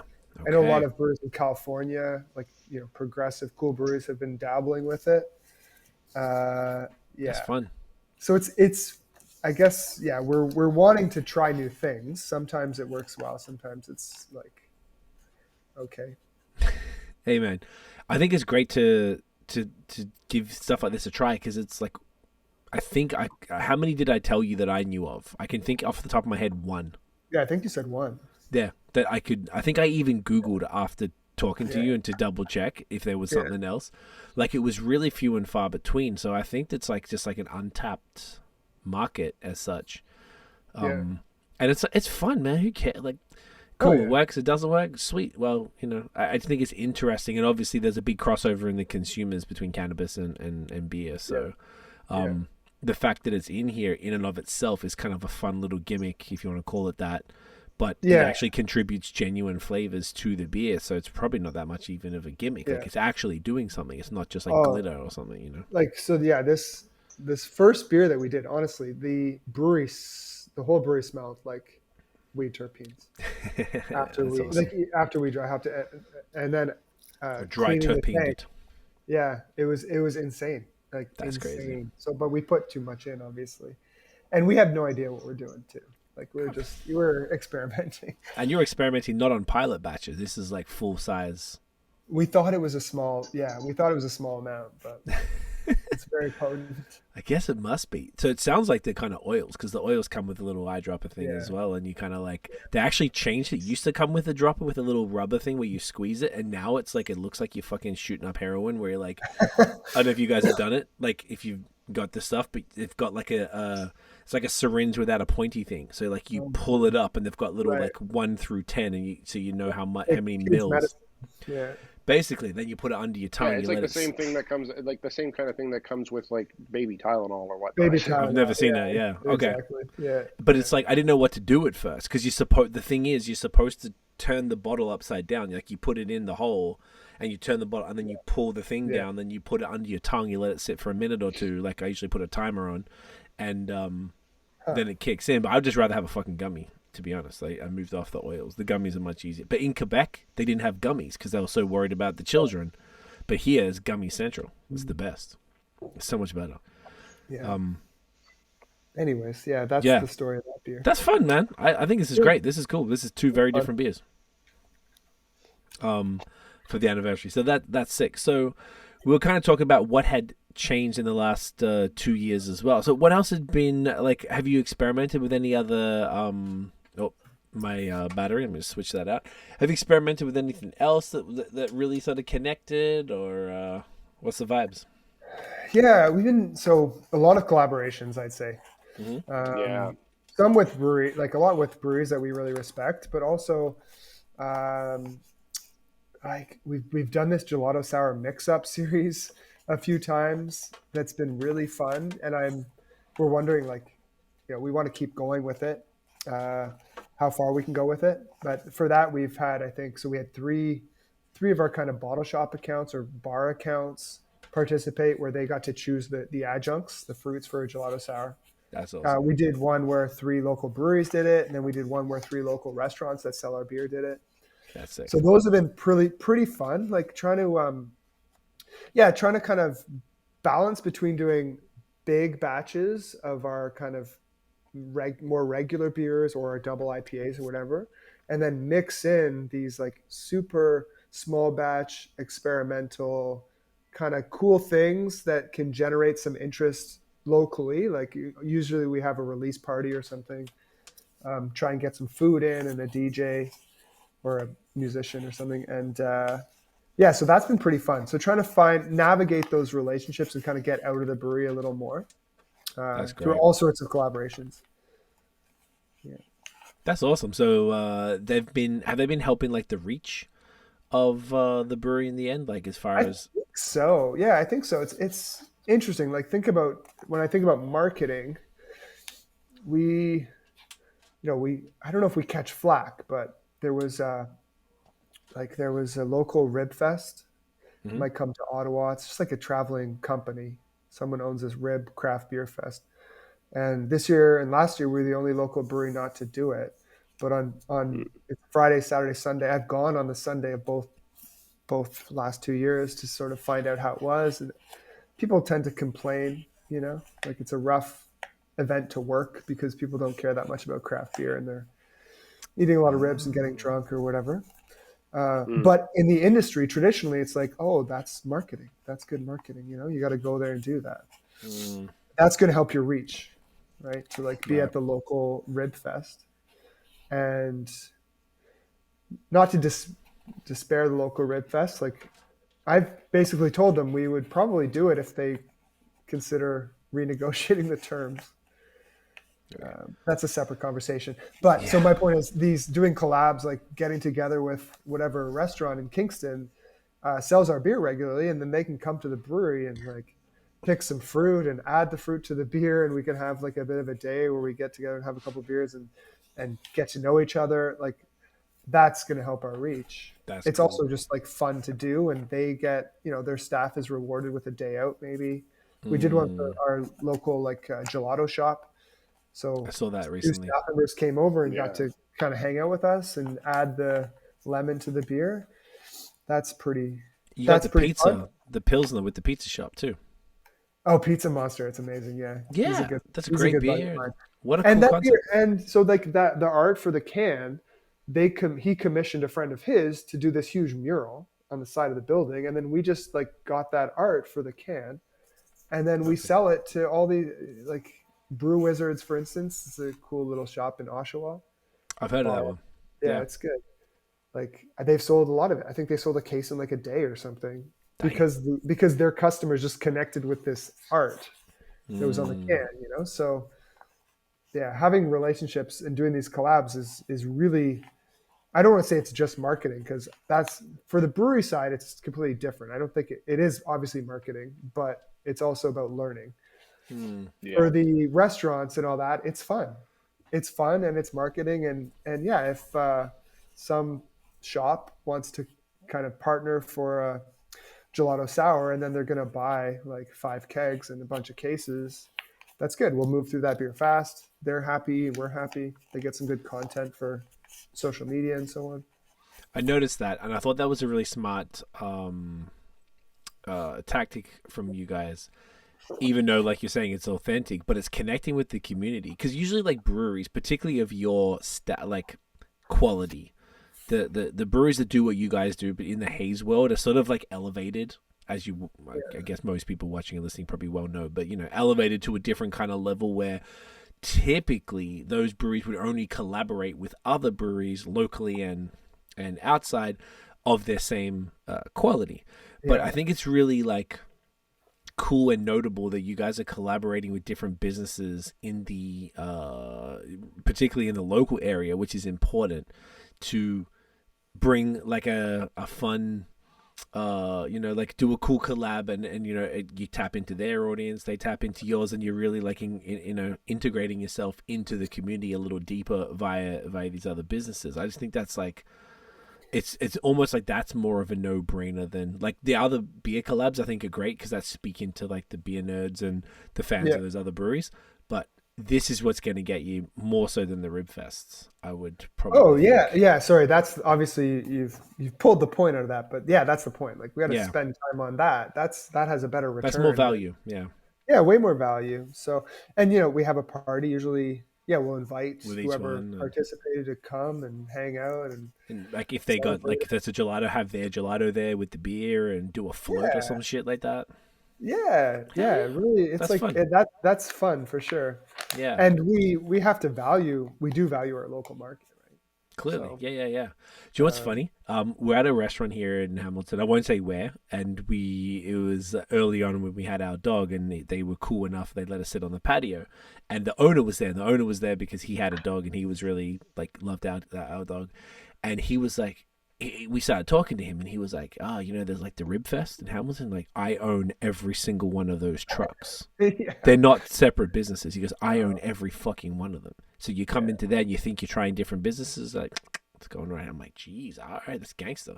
But trying to illustrate that what you're doing is more impactful than something like that. Because I don't know how many, maybe it is good. We were in Burlington recently, and they had a big Rib Fest, but then you had to pay to get in to the festival. Yeah, we were just gonna walk through it and maybe grab something. You shouldn't have to pay to get in. It was like $5. No, it wasn't much. It was the principle though. It was like $5, $5 to $10, something like that. But it was like, no, get the fuck out of here! Like now I have to. That's still a bit of a racket. Like, come on. It felt like, and you're gonna overpay for the ribs and all the food and these food trucks that just bleed you. So I'm like, I'm not doing that. So to me, and they had a beer garden there, and then I think we saw, I can't remember, was it Bud Light or something whack? They had just like cases of them piled in these VIP areas and stuff, and I was just like, man, fuck this. This is stupid. This is like not the type of place. So that was my last experience with it, and then the dude telling me he owned them all, even though he was cool and he was a small business. Yeah. It just like turned me off the whole Rib Fest concept. Yeah. So I think you're doing the right thing.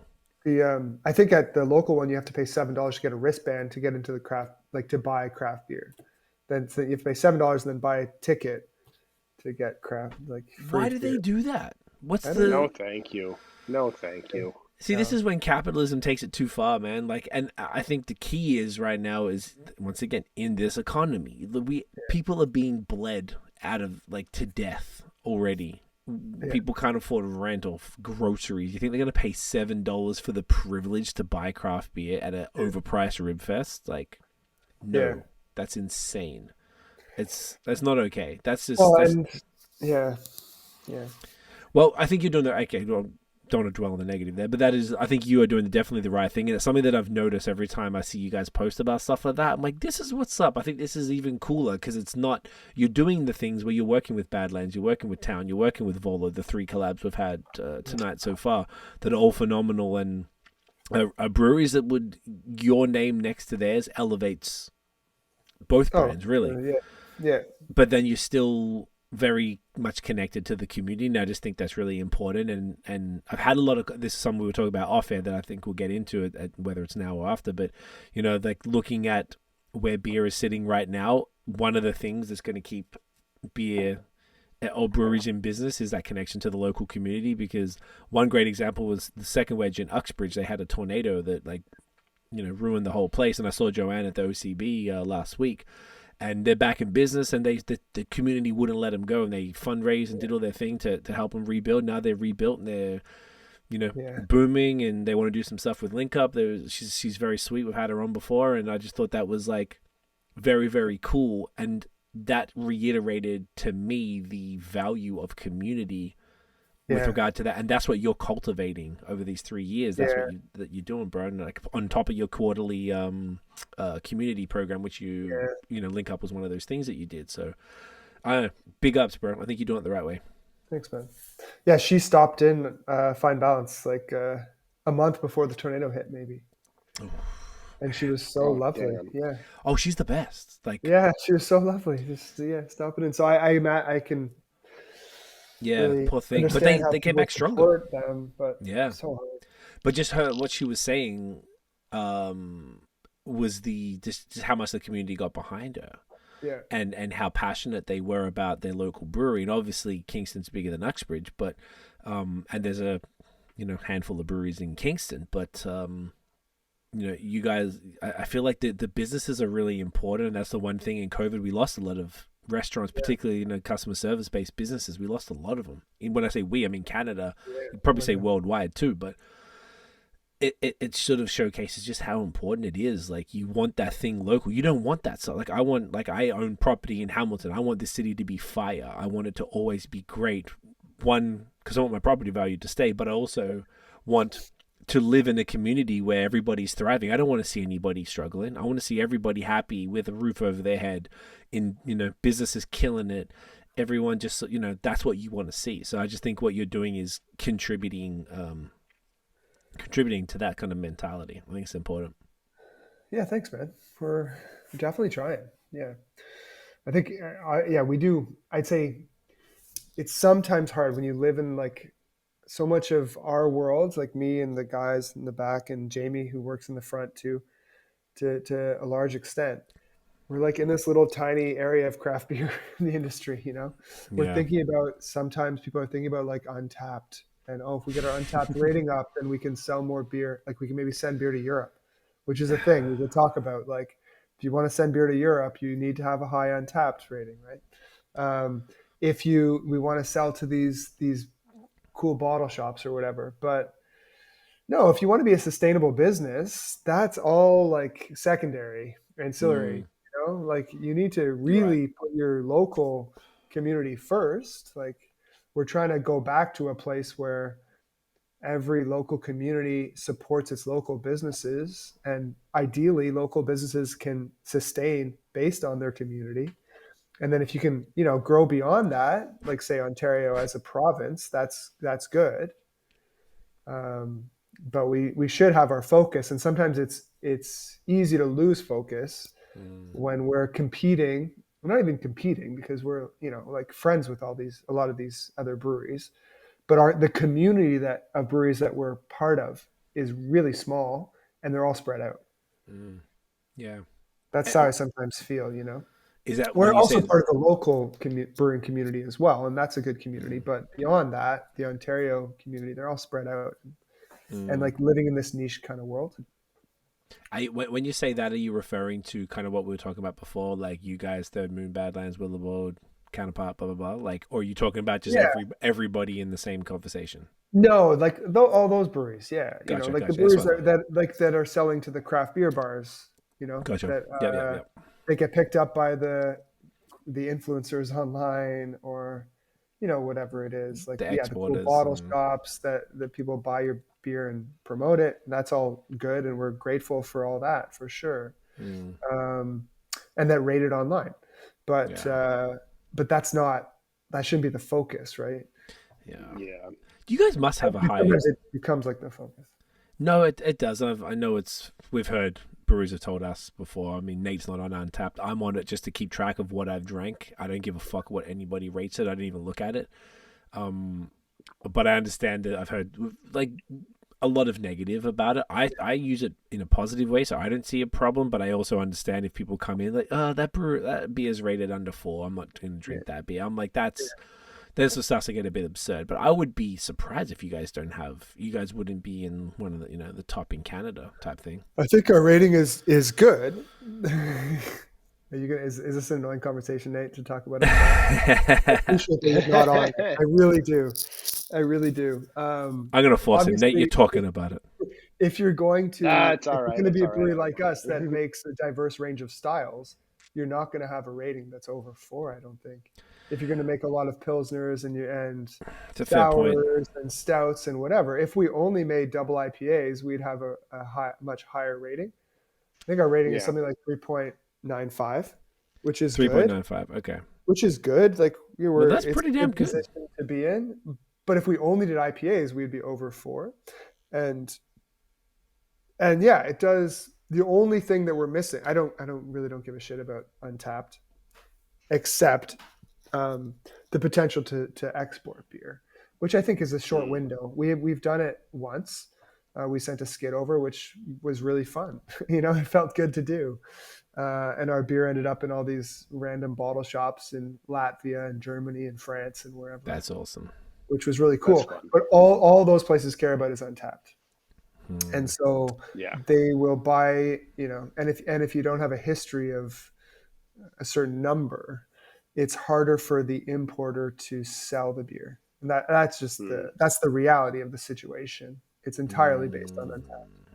Yeah, I guess that's the kind of thing of when you've got an audience that isn't familiar with the local market, kind of Untapped is all they have to go on, really. And they're coming to Canada. They're exploiting Canada in some ways, you know, because we have good beer that's probably like a decent price compared to other markets. I would say from my travels this year, I think Canada is. I didn't really have anything. In the States was super fun. I loved all the stuff I had, but I don't specifically think anymore that the States is better than Canada anymore with the beer. I think what we have at home is insane. It is so good. We are so lucky. I think it can be like almost perfect. Like not every beer is like that, but some beers are pretty darn good. Yeah, we have some impeccable shit, dude. Yeah. Speaking of impeccable shit, looking at the time. Time You to guys pop ready another. to? There it is. There it is, Nathaniel. Yeah, see, Pop. I snuck that one in. I kind of scooped you on that one. Sorry Yeah, you there, did. That's it. No, I'm only trying to keep up with you, dude. bud. It's triple time. This is like totally out of my wheelhouse, but I'm excited for it because Andrew said it's his fave. Yeah, you did. I'm really keen for this. I really don't drink triples enough, so I'm kind of like this forces me to do it, which I'm loving. But you agreed with me, didn't you, that the anniversary collab that Badlands? Badlands did, like with Barncat, that meow mix, was that probably like the best triple you've had in a while? I would say the best 2 triples I think I've ever had, which might change after this one, was the Badlands one with Barncat and Gatineau was trending. Yeah. From Bar Canada.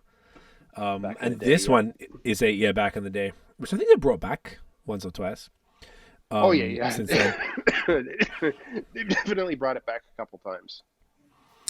And this one is a collab with Counterpart, friends of the is. show. We have to start saying Another of our friends faves. of the show.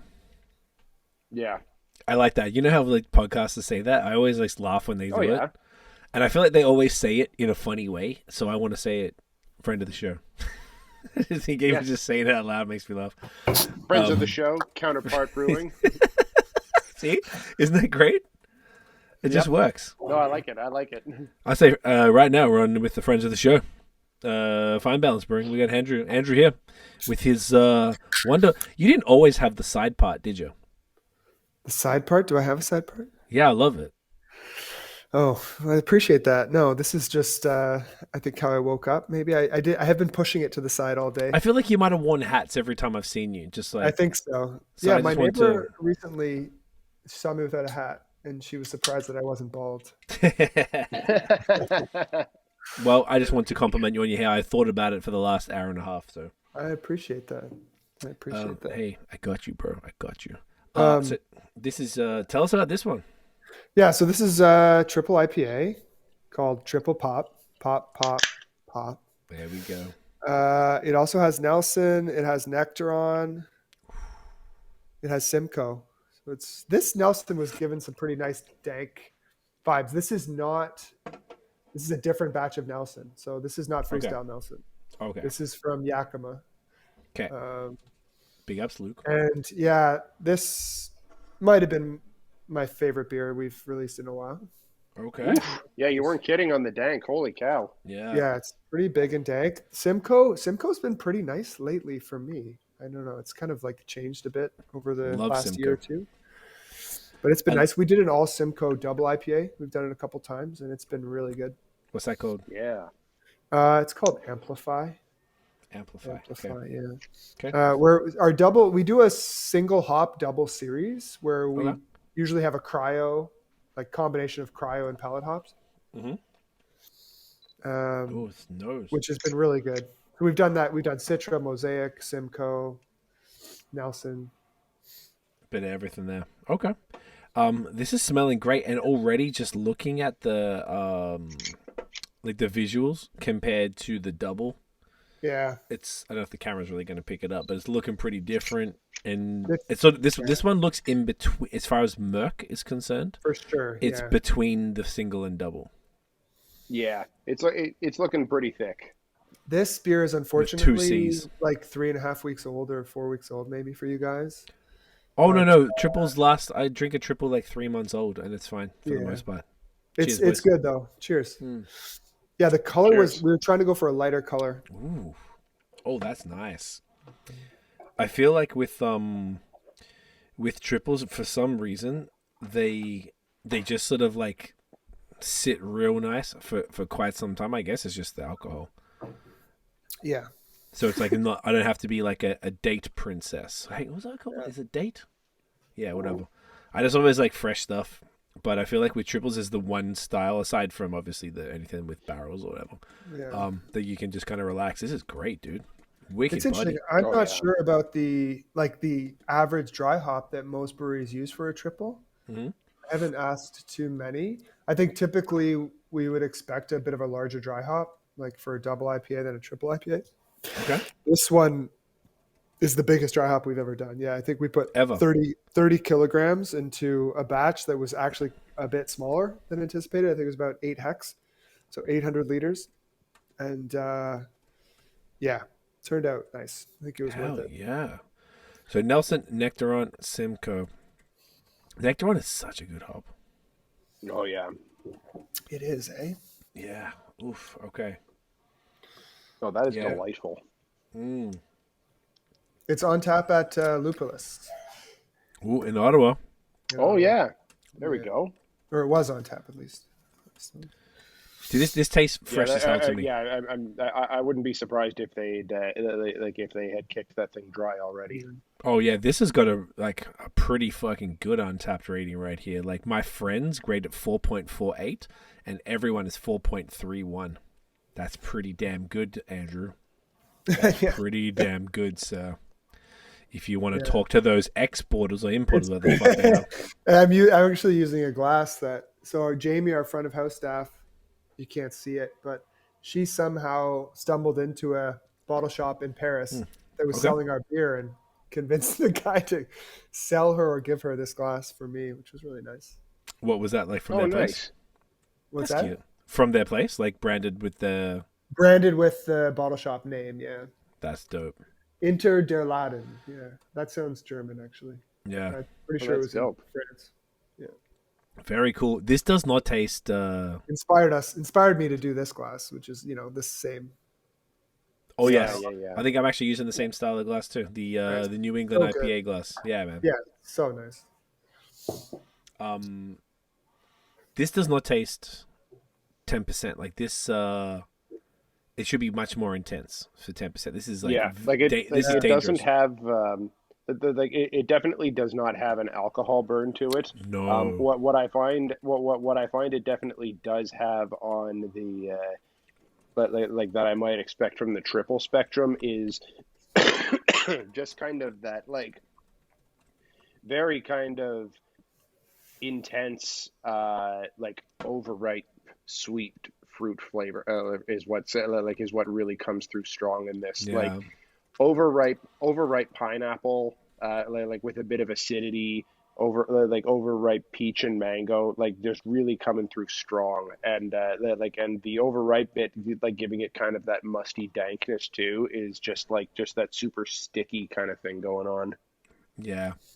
This is insane, bro. This is one of the best. I'm not much. I was saying to Nate just while you were grabbing a beer. I'm not the biggest like triple guy, just because I don't know. Just like I typically drink IPAs in this session with other things. So I like yeah. So this is not something I drink very often, but this is spectacular. Like this is so damn good. This is exactly the type of it kind of makes me realize, like, man, I really should drink triple IPAs more. But it's pretty good. Like to have one, I think if you had two, you might feel it. Counterpart, I don't think had ever done a triple. Yeah, I was gonna say I couldn't think of a triple that they'd done. I'm pretty sure Greg said they hadn't done one. If they had, they'd maybe done one. But so it was kind of fun, and they were really interested in the hopping, like the hops that we were using and the hop rate. They came down, him and John came down to Kingston. Their brewer came down to Kingston for the day. Actually, all of the collabs we did, people came to Kingston. That's dope. It was very cool. Amazing. And we had a really nice time. We had a really nice time with them, actually. I love that, man. Greg's such a good dude. Yeah, he's so good, and honestly, I don't meet such a champion. Too many people that his job is very similar to mine. So Yeah. that was really nice just to kind of shoot the shit over our responsibilities and what we do kind of day to day. But yeah, they're killing it. They're doing such a good job. Yeah, man. I was there twice last week because we were at the OCB in Niagara Falls, so it was around the corner.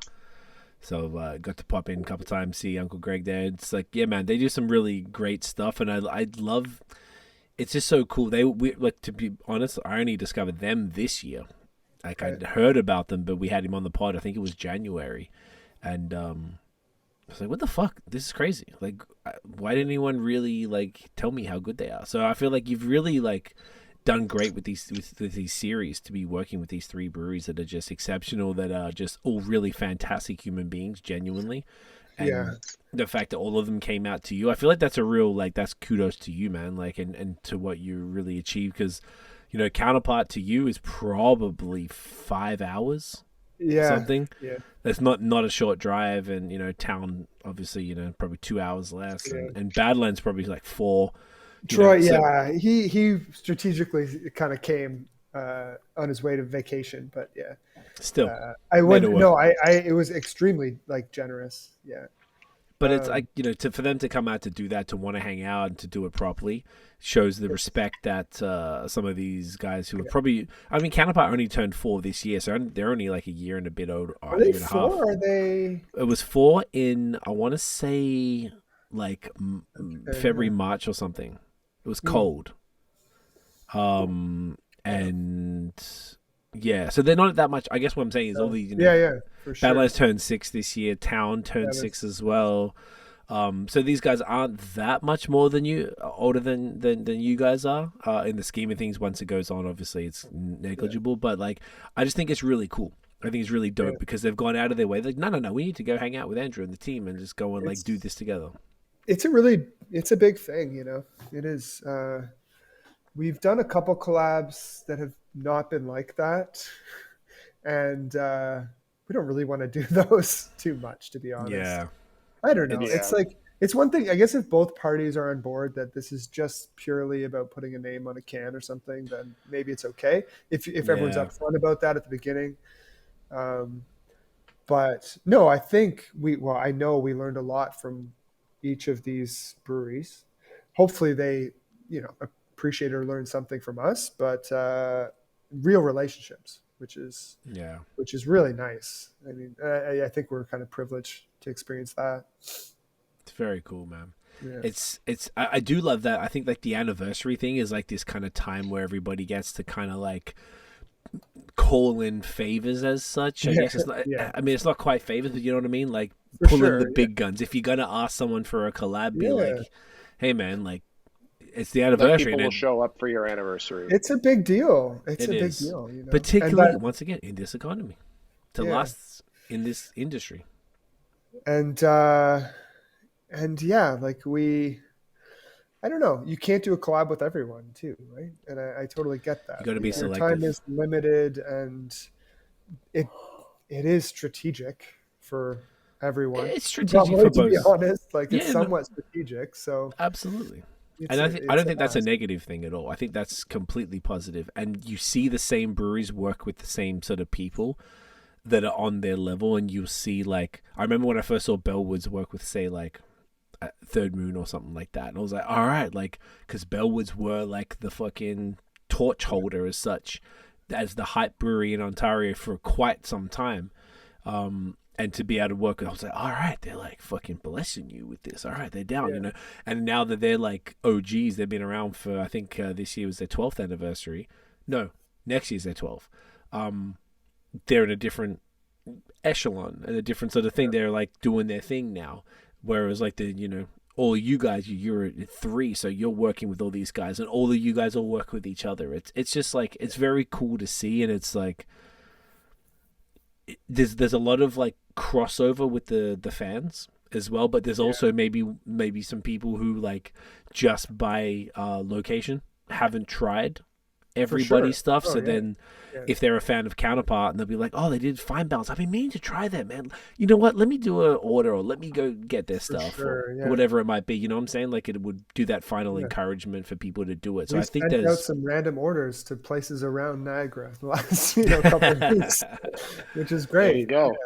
There you go. You know, you might, it's an excuse, and then as soon as these people try it, they're like, oh my God, these guys are incredible. I'm going to make sure that whenever I'm close to that, if I go to PC or, you know, around that region, I'm going to Kingston, and I'm going to go check these guys out. And I think that's it's just dope. We've actually, one of the guys who does graphic design for Counterpart just popped into the brewery last week. Yeah, I don't think Hell he'd yeah. heard of us before they did the collab, but he was super nice and had a nice conversation. See, that's cool. I love that. I have a question for you guys actually, Oh, please. especially Craig, since you were at the conference last week. So Yes. there is this group of breweries that's kind of coming up together, right? Which we're kind of hopefully part of. I think you are. That are younger breweries that are becoming a more central part of the industry. Say, I've had a tough time trying to reconcile our position within the industry, like within the craft beer industry, right? Like sometimes, for instance, someone will ask, like, "Oh, did you submit a beer for an award?" Like, oh, the Canada Beer Cup or Yeah, something. or Ontario Beer Awards or Canada Brewing Awards, whatever they are. And I just don't even really know how to answer. Like I usually say no, like not right now or something. But in my mind, I'm like, it just doesn't even make sense to us, like as a company, which seems, I don't know, like rude of me or something. Or, yeah, something. So we have this like industry that's traditional and entrenched that you were kind of participating in, Craig, last weekend. And then you have these new breweries that are coming on. And I feel like some of us, at least speaking for myself, are not sure how to do we even want to break into it? Or if we go all together, can we just kind of en masse go in and change things? Or for me, I've been kind of happy to or for us, we've been happy to kind of like do our own thing, just not like pretend that all the bad stuff that's historical in the industry exists over there and we're over here. Do you know what I mean? Yeah, I know exactly what you're asking. And I think it's a really valid question. Historically, breweries, like you're referring to, the group of these newer kind of like exciting young breweries that are just really doing some great stuff, putting Canada on the map essentially in this province. And I was, there's a bunch in Quebec that you could obviously, Brewski, Massorum, Sir John, Bar Canada, etc. Haven't participated in these things. And one thing that I noticed this year was that Jeff from town so we did a session, which is our episode 147. We just dropped it this week. Well, the recording, by the time people hear this, it'll be a few weeks out, but we recorded it from our phone and put it out as a podcast because we thought there might be some value for people there. And we got a session because Jeff from town recommended us to Troy from Great Lakes. And then we did a session on Link Up and the diversity, the ethics and economics of diversity in craft beer. So I actually sold the case for it, not just like, hey man, you should fucking not have just white dudes with beard. Like, here's the true reasons why, outside of any other sort of thing, like bottom line for the most part. And the fact that Jeff was so heavily involved, I thought was like a really big signifier that he was one of a bit of a key organizer and brought a lot of people in. And there's sort of like the only way to say it, and I don't mean this disrespectfully to anything else, but like the cool kids didn't really participate in this traditionally, and nobody was really there aside from town. Third Moon wasn't there, Badlands wasn't there. Actually, I did see Willowboard. I saw Cam and Tyler from there, so caught up with them a couple times. They were great. Matt from Tooth and Nail was at our thing. Josh from Dominion was there. Josh and Scott were both there. With the whole Great Lakes team were there. Braden from Blood Brothers was there. So kind of some of the cool kids were there. Actually, now I'm saying this out loud. More than usual. So the way I see it is that I saw this video. I was talking. I guess it's probably a nice segue to what we were talking about off air. But I was talking to Shahan from Lost Craft, and he told me about this. He was just talking about the taxes in Ontario. He told me about this video on TVO, that sort of free public access kind of channel that had Steve from BAOS, Mandy from Left Field, Jordan St. John, and two other people that's escaping me, and I apologize right now, but they were talking about the tax situation in breweries. And, you look at that summary that the OCB put together of how much tax from per can goes towards the government, and it's bonkers for Ontario. It's like 60x Alberta. It's like 5 cents there, and like $1.20 here or something.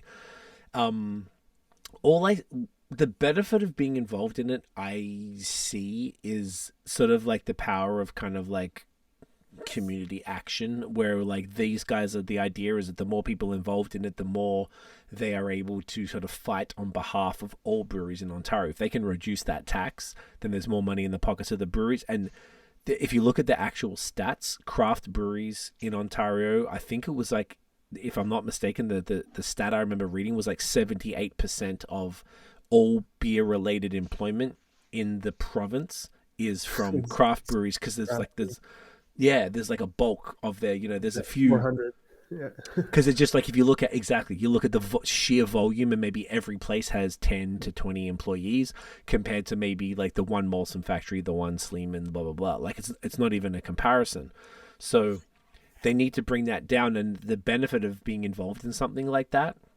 I think now though, this was the first time that I'm more convinced that there is some value for different breweries. Whilst, I see now Third Moon and Masorum are both in England, so there must be some shit going on out there. This week, I actually don't know what it is, but I saw them both post, like Bebo and Filion were posting, so I was like, okay, well, something's going on. But all these other folks are now at the OCB last week, and I was like, okay, well, this is interesting. There seemed to be a bit more of a community thing, and I think maybe because craft beers had this constant up, and all of a sudden we're having this big down. Right. Breweries are closing. It's pretty scary times, and maybe the best force of defense is by combining. Yeah, collective action is needed right now. Yeah, that's the kind of vibe I got, and people sharing information, and we didn't expect that, because basically they had like 4 sessions running at any given time, and we're talking about diversity, which probably isn't the sexiest thing to talk about, but we made it a very actionable and practical session, and we were surprised by the amount of people that were at our session. And obviously we saw Braden and Dustin, for example, from Blood Brothers. So Braden was there, Dustin must have gone to the other one that was nearby, and Josh from Dominion ran out right. He's like, hey, cheers. Like, he had to go because he was speaking at the next session that was happening right then. He waited right till the time. So I was like, okay, well, people saw some value in this, and they know that, like, there's a lot of GDP essentially from different ethnic groups that are being completely ignored by craft beer. I think it's 66 billion for just Asian Canadians that are being completely ignored by not being included in craft beer. That's fucking insane. That's so much money. And that's what's being ignored. And that's Asian. That's a bulk of thing. But what if there's like Indian and Sri Lankan and Latin and like African? There's so many different groups of people that are being ignored. So anyway, if you look at it like that, I feel like people were sort of coming together and really taking this stuff seriously. And I feel like people were staring at us and taking notes. And we were like, are they listening? Do they give a fuck? And we got a few nice emails afterwards from people that saying, hey, we enjoyed it and we got some value. I'm like, all right, sweet, beautiful, cool. So people were listening and shit, and people came to ask questions afterwards. So I guess that's my long-winded way of saying I think there might be some value in at this. Well, the fact that you were there does show that it's changing, right? Like that they're opening up and they're trying to be more progressive. I think that's a good sign. Like there's a section on diversity. But, the progressive stuff I think is cool, but we had to make the case for it, because I think you can be progressive for the sake of it, and I think that's what a lot of stuff around diversity is. Like, hey man, be cool, be nice. Like, nah, like that's cool, but here's the bottom line. Here's what you really want to hear. Like, we told them we were just very actionable, very statistic based. We really researched. We didn't get paid either. We just did it for the look of it. Yeah. And I thought it was valuable. We both really enjoyed it, and it was really cool doing it, and we felt great doing it, and we felt like hopefully it was a valuable contribution. That's why we put it on the podcast, because we thought we could affect a bit of a larger group who weren't able to make it and be able to see it. But yeah, man, I just think like, if this is what I was looking at, because I'm a business owner with an employer, I'm like, if I was in this industry, what would I do? And I think I would join it. I think the fees are negligible to do all of this stuff. And if there's people like Jeff who have like balls deep involved in this shit and really like, I think him and Troy, like really, aside from the team at the CCBA and stuff, really got involved. I think that was really cool. As far as the Canada Beer Cup, we didn't go to the first day of the conference. We spoke on the second day, but we went to the Canada Beer Cup on the Wednesday night because we had to do they did a donation to Link Up, which was very kind from Canada Beer Cup, and OCB donated for their DEI initiative. And so we did a little 5-minute talk or whatever. So we went to the ceremony, and none of you guys if you know what I'm saying, Yeah. entered. Nobody did, because you would have fucking cleaned up. Some great breweries did win. Like, I actually got to meet, I know them, I had them on the pod, but Four Winds, the guys from Vancouver. Fuck it, they came to the session. I love those dudes. So we didn't actually get to meet in person until then. That was so cool. For me personally, just because I've been a big fan of them long before I knew them.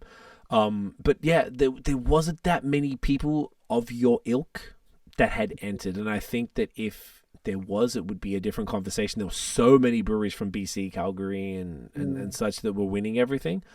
I think there's probably some value in it.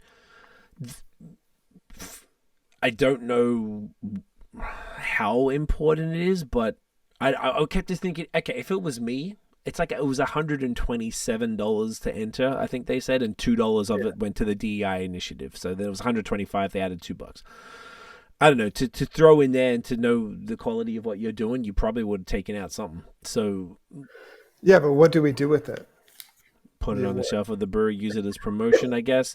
If you want to be, the award-winning oats and cream IPA, blah, blah, blah. Yeah, but at this, so I guess, so I'm like against that idea. But if I think about what I was saying like an hour ago about our local community, maybe that would be a good local. They might be proud, because maybe to you it's a local meaningless. Marketing thing. Tell me why you're not against it. I'd be curious. Is it like a wank or something? I think it's because the breweries that we respect don't take it seriously. Do you? Okay, is that a fact that they don't take it seriously, or they don't submit anything? Do you think that's because they don't take it seriously, or they just don't care about awards? Well, I think that's sort of the same thing. Yeah. Okay, interesting. Yeah. I'm going to be honest, I've never spoken to anybody about this as far as like, hey man, why aren't you entering this stuff? Yeah. Like, because it's not cool. Like I guess it is. So not cool. We're trying to go against the traditional ideas that dominated craft beer for so long. Like, I talked to a brewer recently from a brewery that you guys would probably respect, who told me he would quit if he was told he had to make a smoothie sour. They told me that. Like, he was sort of joking. Like, I don't know if he actually would quit, but he said, I would quit. I would be surprised. If he told me I had to make a smoothie sour. Yeah. And so I just think the industry, and I don't even know if I want to know the industry that well, because it is traditional, it's misogynistic, it's dominated by white men like me. And how do you make change unless you get involved differently? So I'm just trying to debate, like, is the best way to do that to just be outside of it? And then we have, now all of a sudden we have all these breweries that are outside of it being like, fuck it, we're just going to do our own thing. We're going to do whatever we want and change it from the outside, but at some point we probably have to like enter, It's like, can you change it from the outside, or can you change it better from the inside? You know what I'm saying? And Greg told me, because I saw him twice, and he said he sent people. He didn't go, but he sent people from his staff to go and soak up some, all the sessions and chat and there's blah, blah, blah. Some educational sessions too, though, to be honest. Oh, yeah, they were. It's a way to learn and share ideas, which I personally value a lot.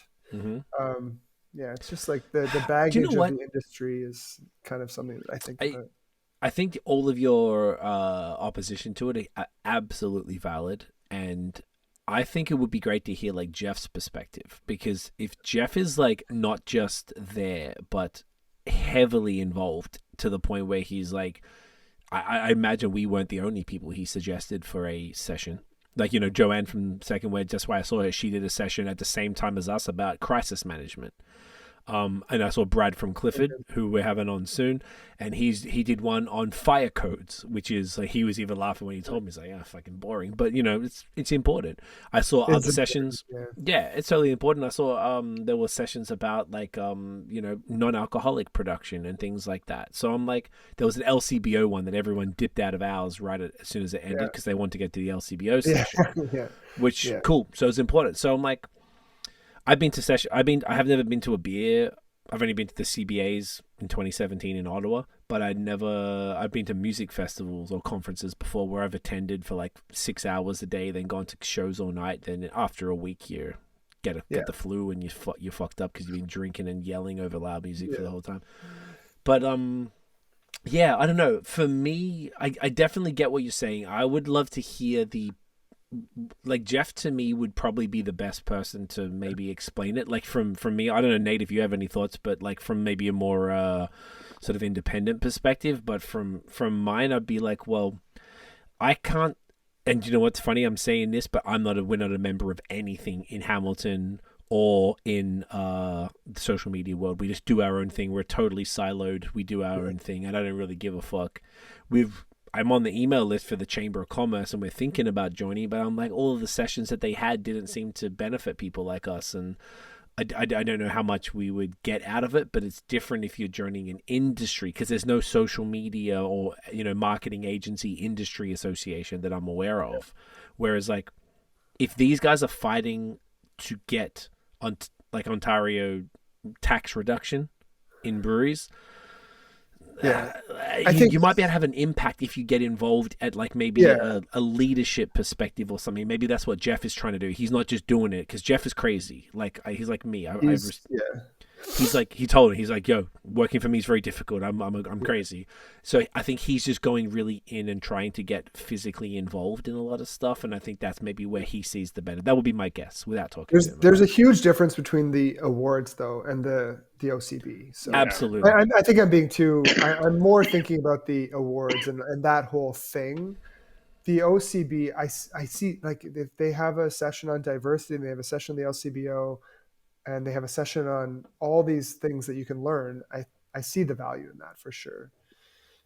It still is an insider thing that I'm somewhat wary of. And it could just be networking too, right? Like totally, we didn't get to do shit, and I got to even just walking around the conference. We talked to a handful of people, but we didn't really get the time because afterwards we were sort of taken up for like 45 minutes talking to people. Then by the time we get down, dump the shit in the car, come back, walk around. We hadn't had anything to eat, so we talked to a few people, and then we left. So we didn't really get the proper experience. But if you were there from the opening event at Bench on the Tuesday and you went out to the event that Town had at Cataract on the Wednesday, I feel like that networking would have been much more valuable. We didn't do it right. That was the only thing. So that's kind of why I can't speak to it. But I'm to be honest, if it wasn't for Jeff telling me, and also I respect Troy, and we've had Troy on the pod, and I really think he's a great dude, and we shared a lot in common. I feel like those people like made me and Tiff feel more comfortable sort of, participating in something like this and contributing back. I felt like the beer community has given us a lot as what we do. And I feel like we can contribute something, and people hadn't seen that from us as far as like maybe the more serious stuff. They see these pods and you're like, yeah, we're fucking drinking and talking about beer stories. And we're talking about serious stuff, but they hadn't seen like our marketing side, like, cause we work with Meta and stuff. So we do serious high value stuff, and we wanted to show that. And I've hoped that that's what we ended up giving. That was sort of our motivation. Cause I believe after seeing that thing of showing the taxes, I'm like, oh, okay, if these guys are really fighting for that, then I felt that's important to sort of, support. Yeah. Sorry, Nate. If I can, I'd love to hear your thoughts. Please. If I can just add in one thing as a bit more of an outsider, as someone who didn't attend like OCB or has not really been directly involved in anything like that. In speaking of the segregation of those two things, as far as the awards go, like as a consumer and someone who is involved in craft beer media, like awards are something that quite frankly I couldn't give a shit about. I have literally, in the entire time that I've been involved in craft beer, first as a consumer and then someone who's been involved in the industry, I've never in my life made a decision on a beer that I was going to pick based on a beer award. And it's not to say that that those things don't have value. I do think there is something to the community aspect to say, like, hey, my local brewery is an award-winning brewery on something like that. That definitely does have some value. As a consumer, I personally have never made a decision based on an award that a beer has won. So I think the value on that is limited, and I certainly appreciate your skepticism on that front.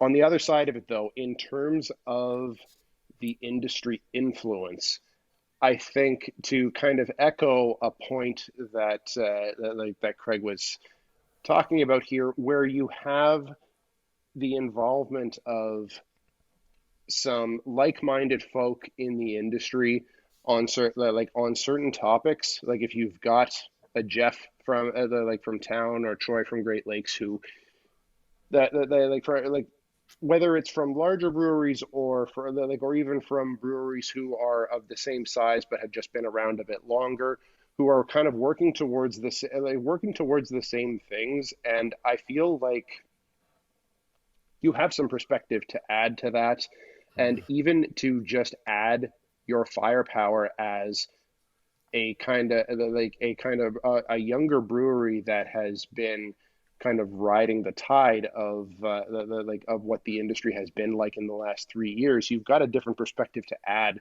to it than someone who's been around for 6 or 7 years, like Jeff has from town and whatnot. And the more the more firepower that can be added in those conversations, whether it's with regards to taxes or whether it's regards to how the industry can improve in in D&I, all of these things, there's probably some value to be added there. I think I think that's probably where the real value is on that side of things. Yeah. That's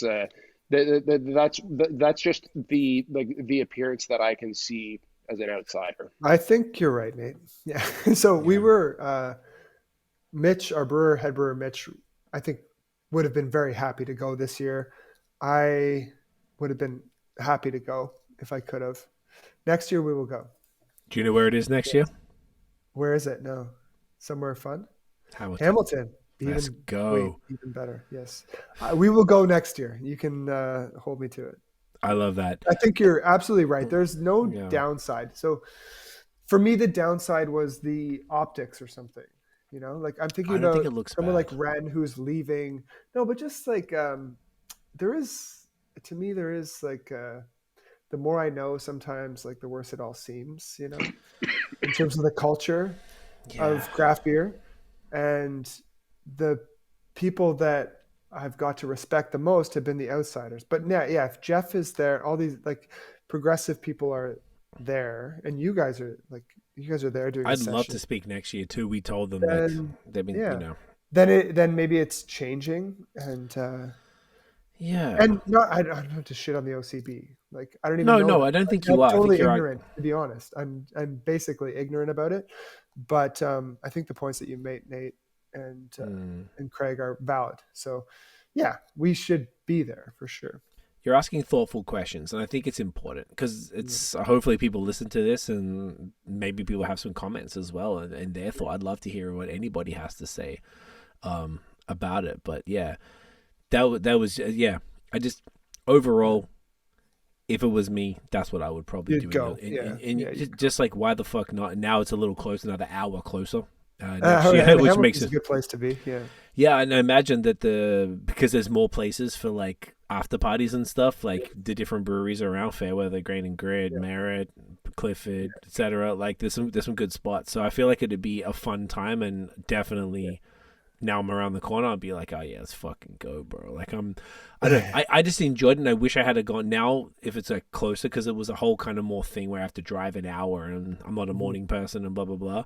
Whereas next year, I would definitely be more inclined to sort of be at all the things and just to try to network a little bit more, and if there's any value that we can contribute. And I feel just exactly what Nate said, you have a lot of value where you're at, man. And, you know, by next year, you'll be 4 years deep, and, you know, you have fresher, newer ideas, and particularly being on the outside from that industry. Maybe that's why Jeff got involved, because he saw it. He's like, what the fuck are you doing? For sure. Yeah. You know what I'm saying? And it just could, you just start meeting people. You bump into people and Andrew, right? Fine Balance. Oh, I've had a bunch of your stuff. Great to meet you. You know, you walk around the exhibition hall and you're meeting the different, you know, brew culture. My friend, both Nate and I have a friend, Max, who works for brew culture. So we got to hang out with him. He's a fucking champion. He was speaking on some stuff, and there were all the different, you know, whether it's, you know, equipment sellers and all these different people where you just meet folks. And I can see the value in a small industry when shit is rough, it probably sure. feels, maybe if it was this big, beautiful time when everyone's just flourishing, kind of like 2020 with all the peak online beer orders and all that stuff, probably maybe a different conversation. But right now, when it's the first true kind of downturn that the industry's kind of had, and we're seeing a lot of not so great things happening, then coming together as maybe like an orchestrated, more like, you know, meshed together whole is a valuable thing. Great question, dude. Great question. I think that was a fun tangent.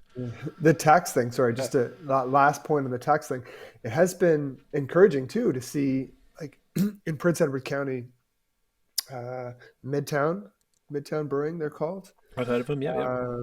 Yeah, they In Wellington? organized a meeting, like invited all the breweries around to meet the local MPP to talk about tax. Hell yeah. Nice. Yeah, and That's it's beautiful. good. Like there's people are organizing and coming together. So that's the one. It's like that at scale. Many positives out of like stressful situations, but Yeah. when times are tough, people will actually work harder to try to survive. And I think that's what it is. That's what I gathered. Is it more like, you know what, this is not about egos, like our shit is better than your shit or whatever it is. I would love to hear from the cats that aren't like Greg. I think was just busy, but he sent people, so he saw value, right? I don't know what's up with Bebo. I don't know what's up with Troy. Troy has like this his business partner, and his wife. I think that's probably why he's just like, I don't know, man. I make beer in my farm, and my fucking tap room is 10 meters from my house, so I don't know. I don't need to go. I get it from Troy, but you know, there's. Oh, I doubt it was even. I don't need to go. Like his team is so small, and he's basically running the brewing gig himself. Like I wouldn't be surprised if he just did not have the time or ability to make the drive. That even alone would have been a lot to ask of his time. I think so too. So. Yeah, man, that's a really great conversation. Crazy thing, yeah, it really is. So, okay, quick before we get to the next beer, because I know we went in. Does anyone need to? I want to go for a piss. I can just pause this whole thing, and we can all go to the bathroom, and then come back fresh. Yeah, why don't we do that? All right, we'll pause it. We'll be back in just a second. I have never seen 3 bladders this empty, boys. Temporarily empty, because we're gonna fill that bad boy right on up. And how we're gonna fill it up? We're gonna fill it up with a Gelato Sour. God damn it! Oh yeah, just what we're after. Peaches and vanilla. Peaches and vanilla. Honestly, peaches are probably one of my favorite fruits in beer ever. Oh, nice. So there was 3 different bad boys. You said it was vanilla, strawberry. Yeah, strawberry, vanilla, peaches, and vanilla, and there was a kiwi mango. Ooh. Yeah, which was kiwi mango. That's which was pretty good. Yeah, I love the idea of kiwi mango. Okay. Did the there execution? Are some fruits. The execution was good. It was great. There are some fruits where you need a lot more fruit to get a lot of flavor. So the kiwi mango was very crushable and drinkable. Okay. It was by far the most expensive of the 3, but had maybe the least amount of punch. Is that just because kiwis are? Because kiwi, watermelon, like we've done a few now where it's just harder to get. Like yield. Yeah, harder to get that kind of transfer of flavor. I understand. It's peaches are probably a little bit more of a done deal as such. Yeah, peaches are easy. Strawberries pretty good. Raspberries good, though the price of raspberries like doubled in the last. I've heard 6 months. Yeah, I've heard raspberries crazy. It's crazy expensive. Yeah. And this is the first time you've done this one, peaches and vanilla? This is a variation or a variant of one we did before with peaches. Okay. But yeah, this is the first time we did peaches and vanilla. We did one with peaches and lactose. Hey, you know the with the vibes. peaches and cream. I mean, this does have lactose, though, to be clear. Okay. Our gelato sours all have the base recipes basically stayed the same, and it has lactose in it. Okay. Oh wow, there's so many of these. Jesus Christ. Yeah. I thought I had a bunch of them, but I guess not. Yeah, we've leaned into the gelato sour. I love to see it. Gentlemen, get that in. Cheers.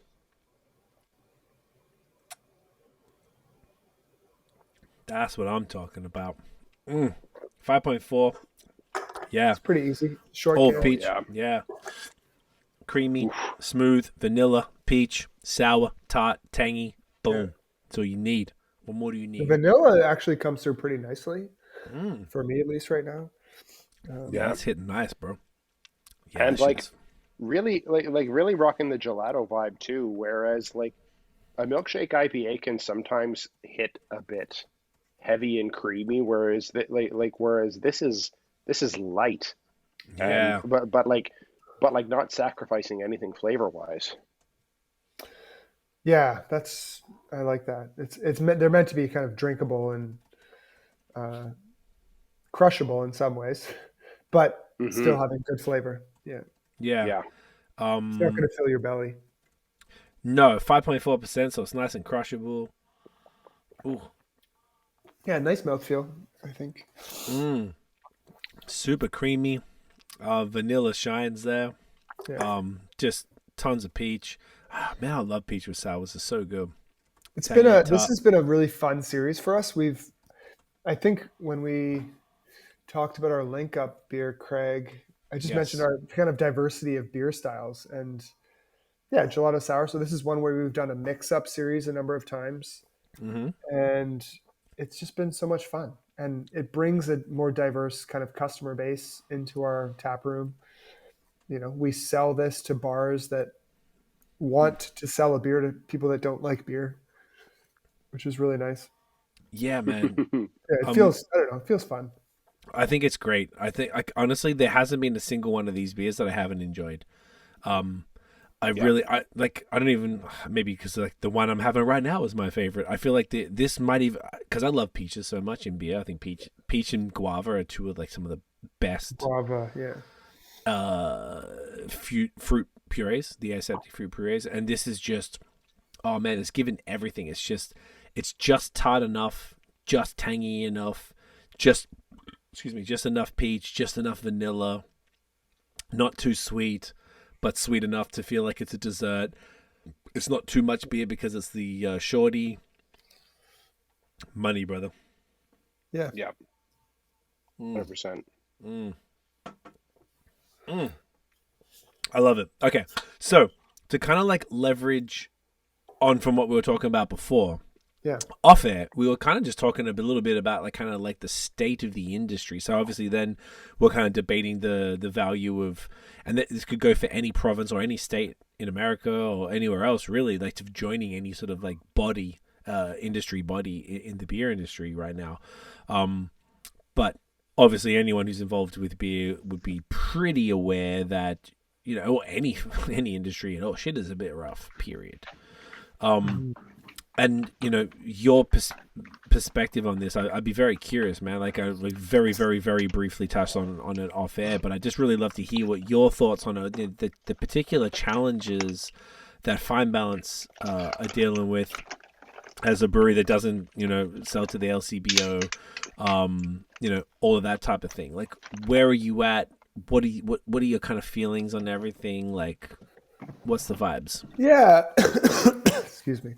I think our position is good still right now, but what has me worried is just the industry around us Okay. that sort of seems to be crumbling. And while I think so, our position is good. We can sell all the beer that we make, pretty easily, but still not be making a huge profit. So Okay. that's what's concerning. So how do we Okay. get more profit out of it?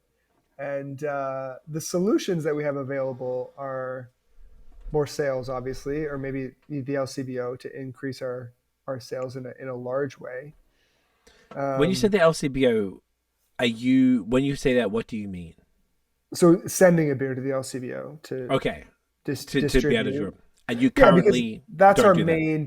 We currently don't have any beer at the LCBO. That's what I thought. Okay. Yeah, so I think the goal when we started was to wait as long as possible to send a beer to the LCBO. But if you talk to someone like Jeff from town, the way to grow as a company is to increase production, right? Like move more beer. And the way to do that in Ontario is to use the LCBO.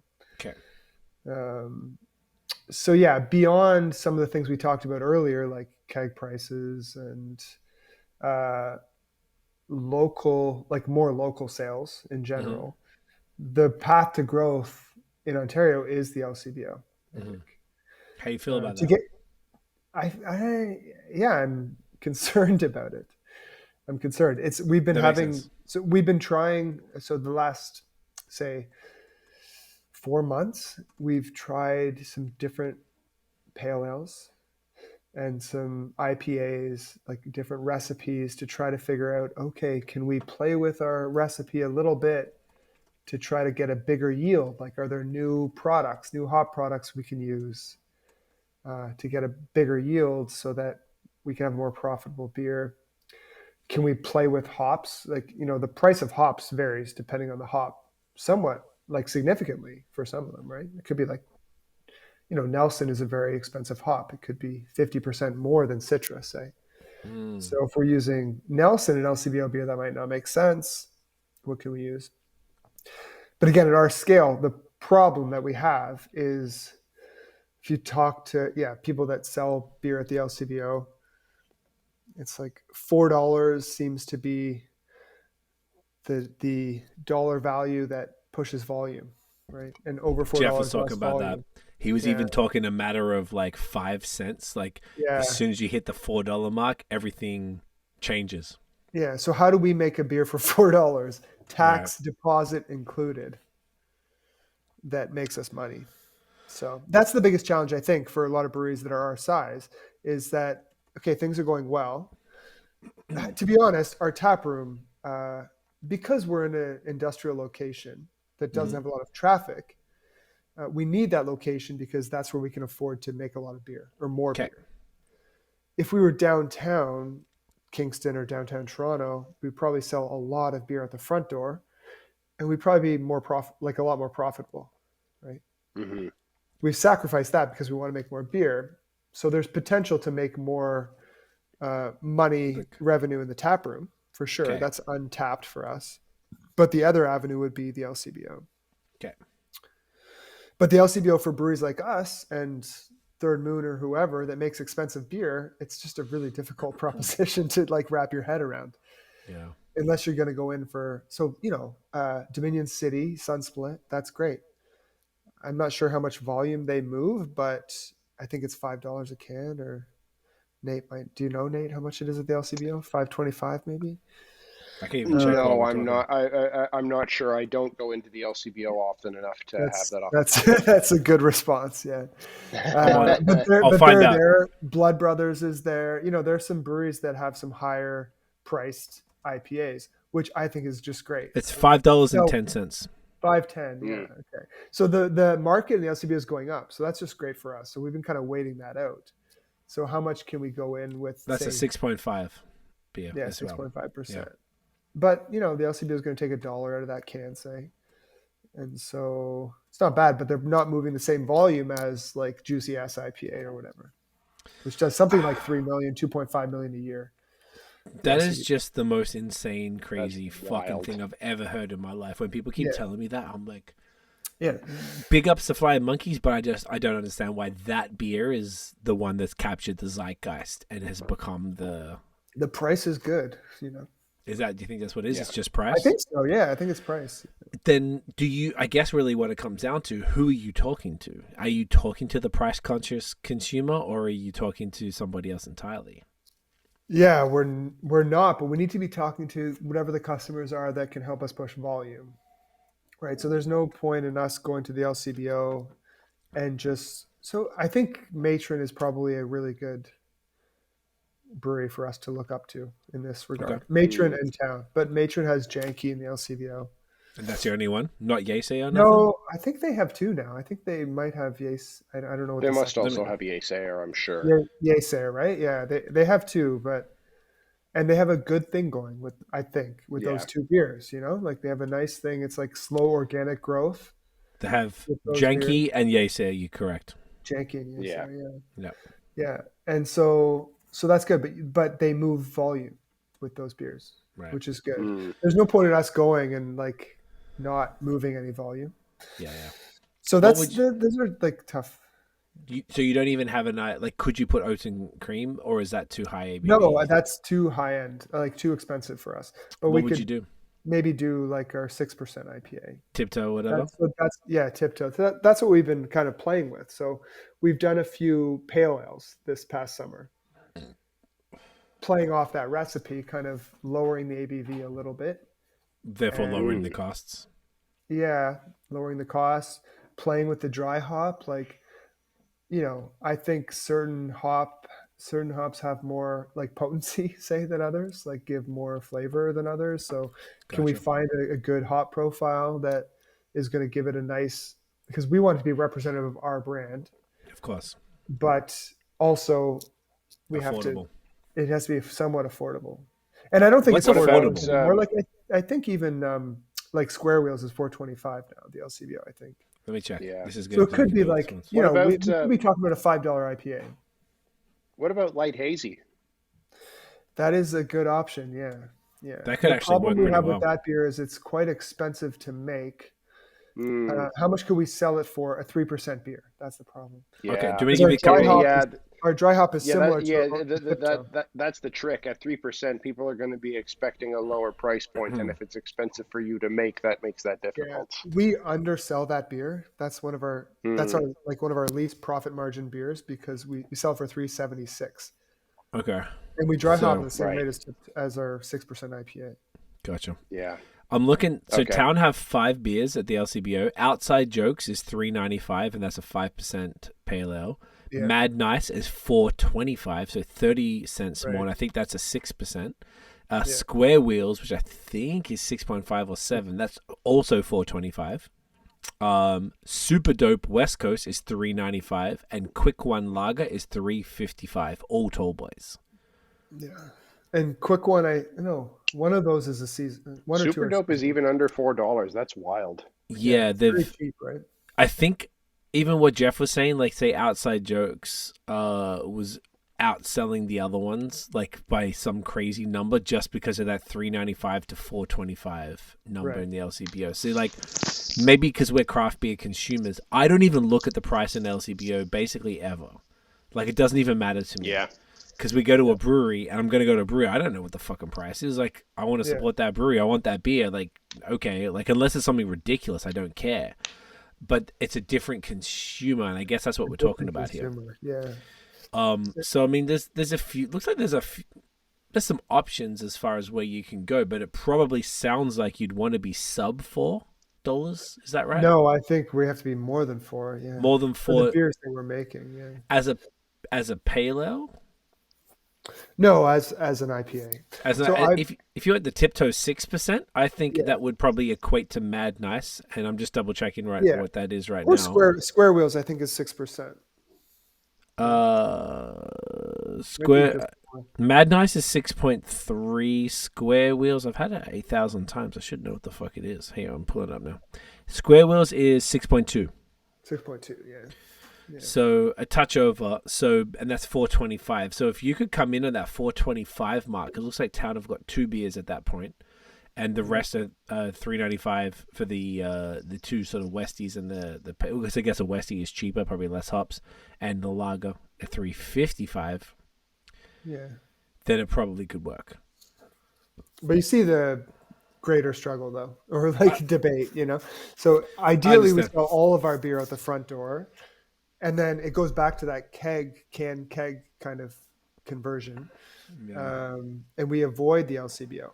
But if we're just thinking about the industry in general and the struggles that the industry has, one thing that would be helpful for the industry is if we had a main distribution outlet like the LCBO.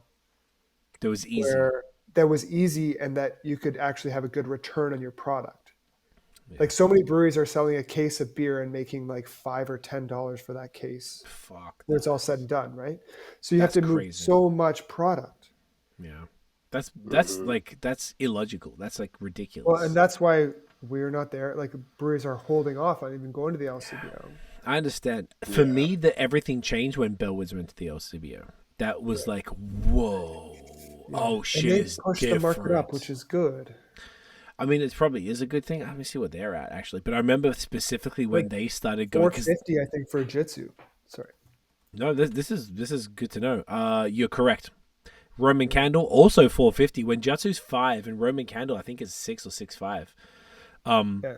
Jelly King in a bottle is $6.50. $6.50. Yeah. This is weird. Rat Klopp's Double IPA is $5.50. That's 8%. That's weird. You think Pig it should be higher or lower? higher. That's ridiculous. Higher. A double IPA for bro. Do you know what? I'm used to paying. Is it high at the LCBO? Yeah, I'm used to paying Durand prices, which aren't ridiculous, but $5.50 for a double IPA is so cheap. Pig IPA, like you'd be more used to paying like $7.50 plus. I think $7.75 is mostly what a 6.5 is. Okay. So for a double. So for a double, you're more looking at like $8 to $9. Exactly, but I don't even blink an eye at that because I'm no, I wouldn't either. It's fine balance. It's It's no, but they're paying Badlands. retail. Like they're paying. I guess I'm paying. They're paying retail. If you come to Bellwood, if you go to Bellwoods, you're paying $5.50. Okay, that's a good point. Pig IPA is $5. Ghost Orchid, which I think is 7%, is $5. Jutsu $4.50. Roman Candle $4.50. See, Jelly King PTG, I think it's passion fruit, tangerine, grapefruit, is $7.50. Cat Lady IPA, also around $7, is $5. Jelly King OG $6.50. Bellweiser Pilsner $4.50. That's the one that kills me, the $4.50. So for a Pilsner, but Town was $3.50 for the same thing. It's really good for the industry to sell a Pilsner for $4.50. No, I think that's Jelly King Pink Guava $7.50 and Acid House Sour IPA $5. So these are honestly, this is so funny because I never look at prices. I actually don't realize how much I don't look at prices. I'm like, this is kind of wild. And now you're telling us that. So what do you think of these prices? Are these on the higher end of things? I think they're the highest end. Yeah, they're the highest end. They're the top. Are they moving units? Well, they so must be. I think their volume is less. Yeah. Is less They're because still selling, they're too high. Their volume is less than like Jeff was talking about, that $4 mark. Okay, so why would it's really good for the industry because that everyone else is going to raise their prices like we talked about earlier, right? Bellwoods can set it, that's awesome, and then Blood Brothers can go in for $5.50 or something, and Dominion City can go in for $5.10. That's great. Let me check Blood Brothers because I know they got a bunch. Okay, so Yeah, Blood Brothers. Shumei is I think $7. That's $4.95. Paradise Lost Spice Cherry $6.50. Entheogen is also that's a fruited. So that's a fruited sour. So that's probably pricier. Entheogen IPA is $4.50. So that must be like I've had that before, like 5 or 6. Blood Light, which I think is 5%, is $4.50, and Autopop Tahitian Treats is $4.95. That's what they have right now. Yeah. Interesting. Like if we could move units of Bene, the first beer we had tonight, at $4.50, that'd be great. But that's not going to happen for us, right? At this point. So then, is it really just a matter Bellweiser of can move some units, but but they're still not moving like the crazy data units from LCBO says. The $4 and under, like that Juicy Ass IPA, is one of the top selling beers in the province, apparently. So does that just mean that the audience that are buying Juicy Ass is just not the same audience that's going to buy Bene or whatever? And that's okay. Yeah. Like, it doesn't have to be the same thing because I think the craft beer consumer typically isn't price conscious. And I just don't, for the most part, there's going to be a fucking ballpark depending on what it is. But like, I would say for the most part, I don't. I don't know if that's true. Like, talk to me. Like, well, like what gives me pause about that is that like looking on Twitter or X, formerly known as Twitter, what the fuck ever, like see things of people going into Godspeed and bristling at the can price of like if they sell anything over like $3.50 for a short can for literally some of the best lagers that are available in the province or in the country, and and people are bristling if they have to pay more than if they have to pay $3.75 for for a can of something like that, and that seems to not be an uncommon thing. They're basically mostly 375, like the Pilsner, Dark Lager, um, Keller beer, Yuzu Saison, Vienna Lager, blah blah blah. 375 Short Yeah. can 375. for a short can. Mm-hmm. But like, I think is that ridiculous? Doesn't that no, seems good it's value? not That's like ridiculous. pocket change.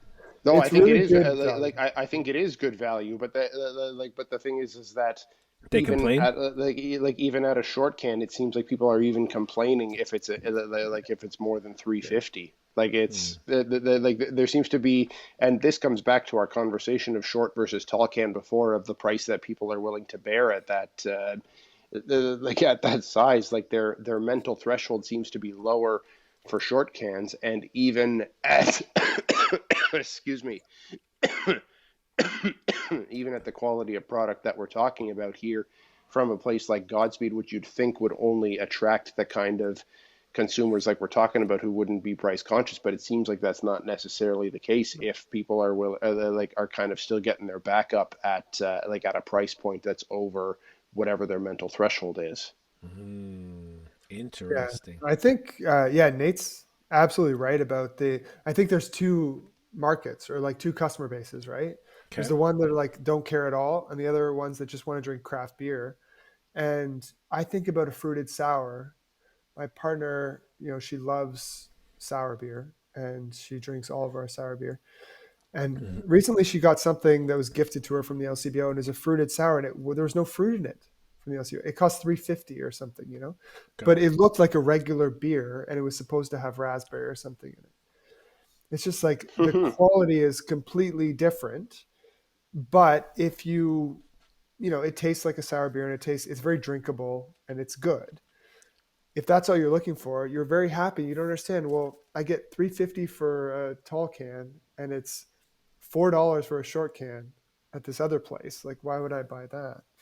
Yep. So it's hard. But I see that, like, we put 30% of our beer is fruit or whatever. It's like it's Yeah. a lot So of then, money. what percent? This is what's. I feel like I've been too.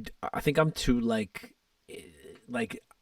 too deep in the craft world where I just don't like question price. So I think I'm trying to understand what like percentage of people do you think are price conscious who are buying craft beer? Like, is it most, or is it like 80% of people are price conscious, and there's just 20% who's like, whatever, here's the card, like.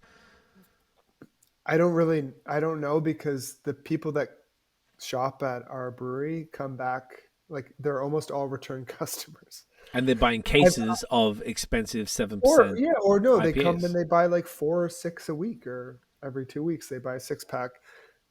A couple times I've had older people in general, ask me, why is your beer so expensive? What And do you say? I say it costs a lot. The ingredients are expensive, and we have a small system and all this. In Kingston, it's particularly tough because we have this brewery called McKinnon Brothers in Bath, Ontario, Mm-hmm. who are great. They're like so good, and uh, they've been really kind to us as a brewery, and they're so helpful.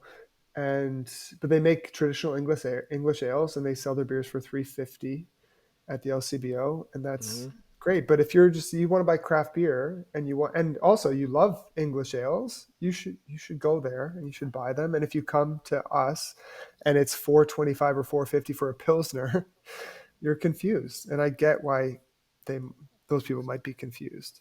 Yeah, I guess But 75 McKinnon for Brothers been around since 2014, and their system is huge, and they're way more like, just if the ingredients were the same, if you can make a batch that's 10 times as big using your well water on this, with the small team and everything, like it should be cheaper than ours. right. So it's kind of a different conversation, essentially. Then, like, it's not apples and oranges. Like, It's oh, it not. is apples and oranges. Sorry, like it's completely not the It is. same thing. Yeah, but then you consider us and McKinnon are the same compared to whoever else. Like, I understand what you're Yeah. saying. so then we The have to sell consumer, kegs. We're compared to uh, like Alexander Keith Labatt or whatever. so that's like it's Like, really more extreme. It sounds like an undertaking of consumer education, because it's not the same thing. I've had McKinnon Brothers stuff, and it's been great. It's very different though. You can't compare an English best bitter to a fucking 8% double IPA with like thousands of dollars worth of T90 pellets in this bitch. Like, it's not the same. I think they probably never dry hopped a beer, which is totally fine. Probably not, and that's fine. And that's totally okay. fine. But the consumer needs to. So therefore, it comes. What I'm hearing then, as we're peripheral to the industry, is that it's a consumer education thing where if they're coming into Fine Balance and expect a BSC with the same price as the brewery down the road with a significantly larger scale, who's been around for nearly a decade, who don't dry hop anything, and their beer costs a fraction, and it's only 50 to 75 cents a can more, and they're upset about that 75 cents, that's a consumer education issue. Yes. Is that right? Yes, you're right. Yeah. And it's not a disrespect to anybody, in this whole process. It's really, that's where we're trying to identify what needs to be solved, and consumer education needs to be solved. But how do we educate people? Because if they're not listening to something like this podcast actually is going to probably teach people a lot of shit. I think this is fantastic. This whole conversation for these last 2 hours and 45 minutes is fucking gold. But how do people learn about this stuff aside from going in and personally saying, hello, person at Fine Balance, like, why does this cost, you know what I'm saying? Like, how do we do that? It's a challenge. Yeah. I mean, I've been thinking about trying to do more advocacy work in some way, like whether it's a series on Instagram or something. Like, shit, that could be good. I don't know. Yeah. Like just being more honest. I feel like we're being fairly honest tonight, but in a healthy way though. In a healthy way, yeah. But just about this sort of state of things. I'm not. We have a great support though. Like people that walk in our front door. Hell yeah. It's a great support. It's probably, I think the bigger issue is for local breweries across Ontario, say, like Badlands even, to sell more beer locally. I think that's the bigger challenge. So how to educate those people to value your beer versus I was told by one of our licensees that a keg of Labatt 50 was the most expensive keg they had on tap at that moment. Really? And we were on tap at the same time. Yeah. So like a 50 liter of Labatt 50 is whatever, $300 and something, like more expensive per liter than ours was. I guess it has historical context. That's no good, right? No, that's wild. That's no good. That doesn't make any sense. So that's at all. the biggest thing I think that we could do, because we could get more customers coming to buy cans, and we hopefully will get more over time. But like that's going pretty well. It's the general public that doesn't care about craft beer, and the restaurants that might not be able to differentiate between craft beer. Like why should they spend more to buy our craft beer to sell to their customers? They need to be educated, probably. Yeah. I guess that's the biggest problem with craft. I kind of find that, like, I'm just trying to think of Tiff and I, like, our consumer habits started when we got together. We were broke as fuck working at Apple, and we get paid. And like every Thursday, like we synced our schedules together. So we got Fridays and Saturdays off work. We had to work Sunday through Thursday. So every Thursday night after work, we go to the LCBO or on break, because we work till 9 o'clock on Thursday. So like we go to break. This is like 2012, 2011. And we'd go to the LCBO and we'd buy 3 bottles of wine for Thursday night, Friday night, Saturday night. And we'd buy a whole bunch of beers. And that's what I would review. And it wasn't even back then, when we were making $800 of every 2 weeks, like on $15 an hour. Like, I don't think and we went and spent, so we would buy the wine and the beer, and I don't recall being particularly picky about price. We would go to this place called Leslieville Cheese Market or something, and we'd spend $17 on a little triangle of triple cream brie that we used to get in Montreal for like half that price. It was really funny to us when we moved there. And it was something that we just appreciated high quality stuff. We appreciated the high quality cheese, the charcuterie meats, the wine, the VQA wine, and the craft beer in 2012 that we were able to access. So we were trying to learn about our palates. We were trying to elevate our all of our experiences, and that was what was important to us. So I wonder if it's just a matter of like quality. Like I have multiple Tim Hortons close to the house to where I live, like within minutes walk. And I haven't been to Tim Hortons in a decade, but like people are walking around drinking that shit when there's like independent cafes nearby. I'm like, what the fuck are you doing? But like, I feel like basically there seems to be a plague of people who don't appreciate high quality things in their life, and they don't value their short time in this meat suit in our human experience to elevate that experience and to try the best things possible. And when you try the best things, like if you go and have fine balanced beer, you cannot go back and drink Budweiser happily. If you do, you're a psychopath. You can't go and have fucking independent third, like I think it's called Northside Cafe on Princess Street. Yeah. I love that place. So that place is wicked. And then you can't go there and then go to fucking Tim Hortons. It's not the same. You can't. You have Folgers or whatever. It's not the same. You can't go back. And that's what is confusing to me. I feel like there's people who just value the money side versus the experience, knowing that this is temporary existence. Yeah, I think you have to come back. It's a little esoteric and shit. But this is all this weird fake life that we're living. This is all not real. Everything's fake. Money's fake. Society, everything's fucking fake. So why don't you just get the best stuff you can? And these people that are doing this stuff, go to the guys who make the best shit locally and elevate your palate, elevate your shit. I don't know. I just don't understand why people don't do that. Maybe that's a silly thought, but no. And it's not even disrespectful. I'm just saying, silly, I want people to want more for themselves. That's all. Like when I see people drink Tim Hortons, I'm like, oh, what the fuck? Or drinking Budweiser or Canadian. I'm 100% with you, but the reason why they're doing that is because they have a relationship with that brand that makes the product, feel right? good. It makes them feel good. I guess I don't relate.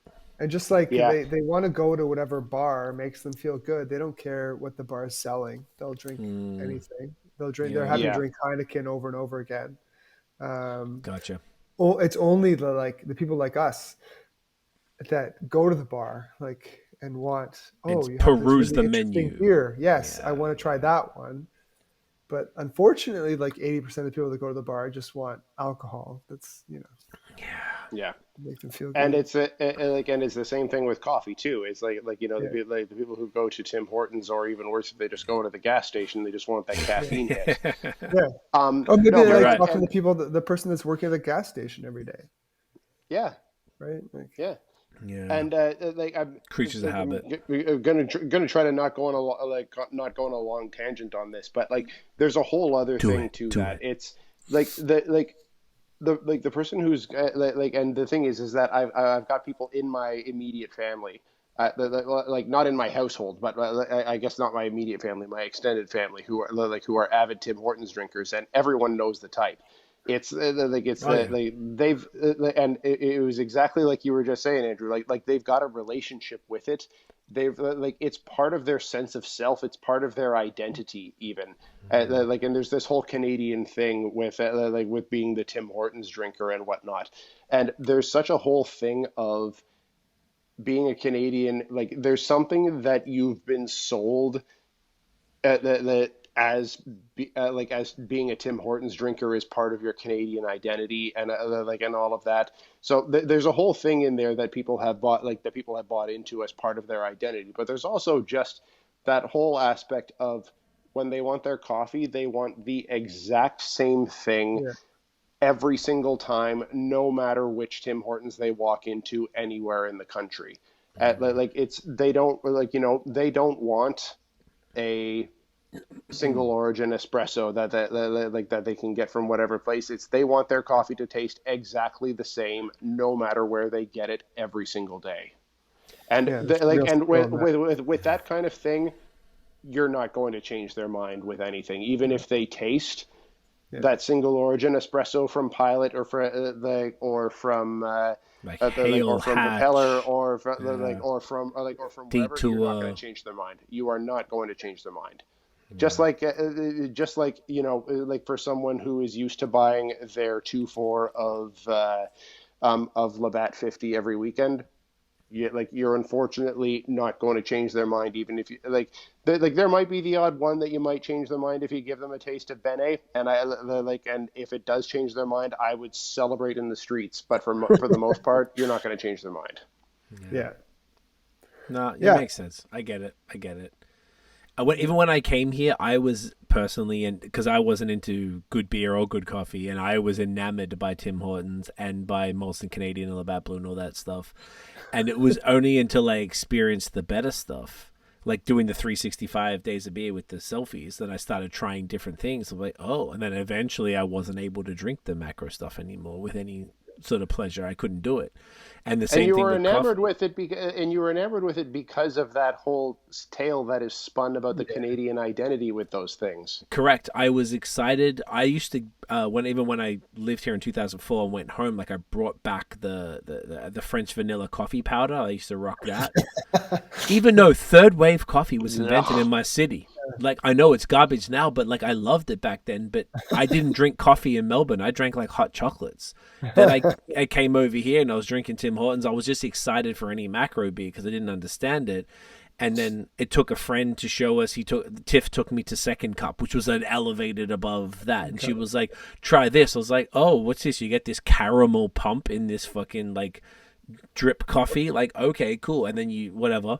And then our other friend took us to Dark Horse. And then now I know Dark Horse is hot garbage. But at the time, that was the next thing because that was espresso with the little fucking, the latte art. And I was like, oh, okay. Then I was living in Montreal, and I'm like, okay, let me try the local stuff. So it was like this like sequence. It took some time, but I wasn't married to anything, and You were open. Yeah. open to explore. And there's the same with beer. And if it wasn't for that 365 days of beer, I might have taken longer to discover it.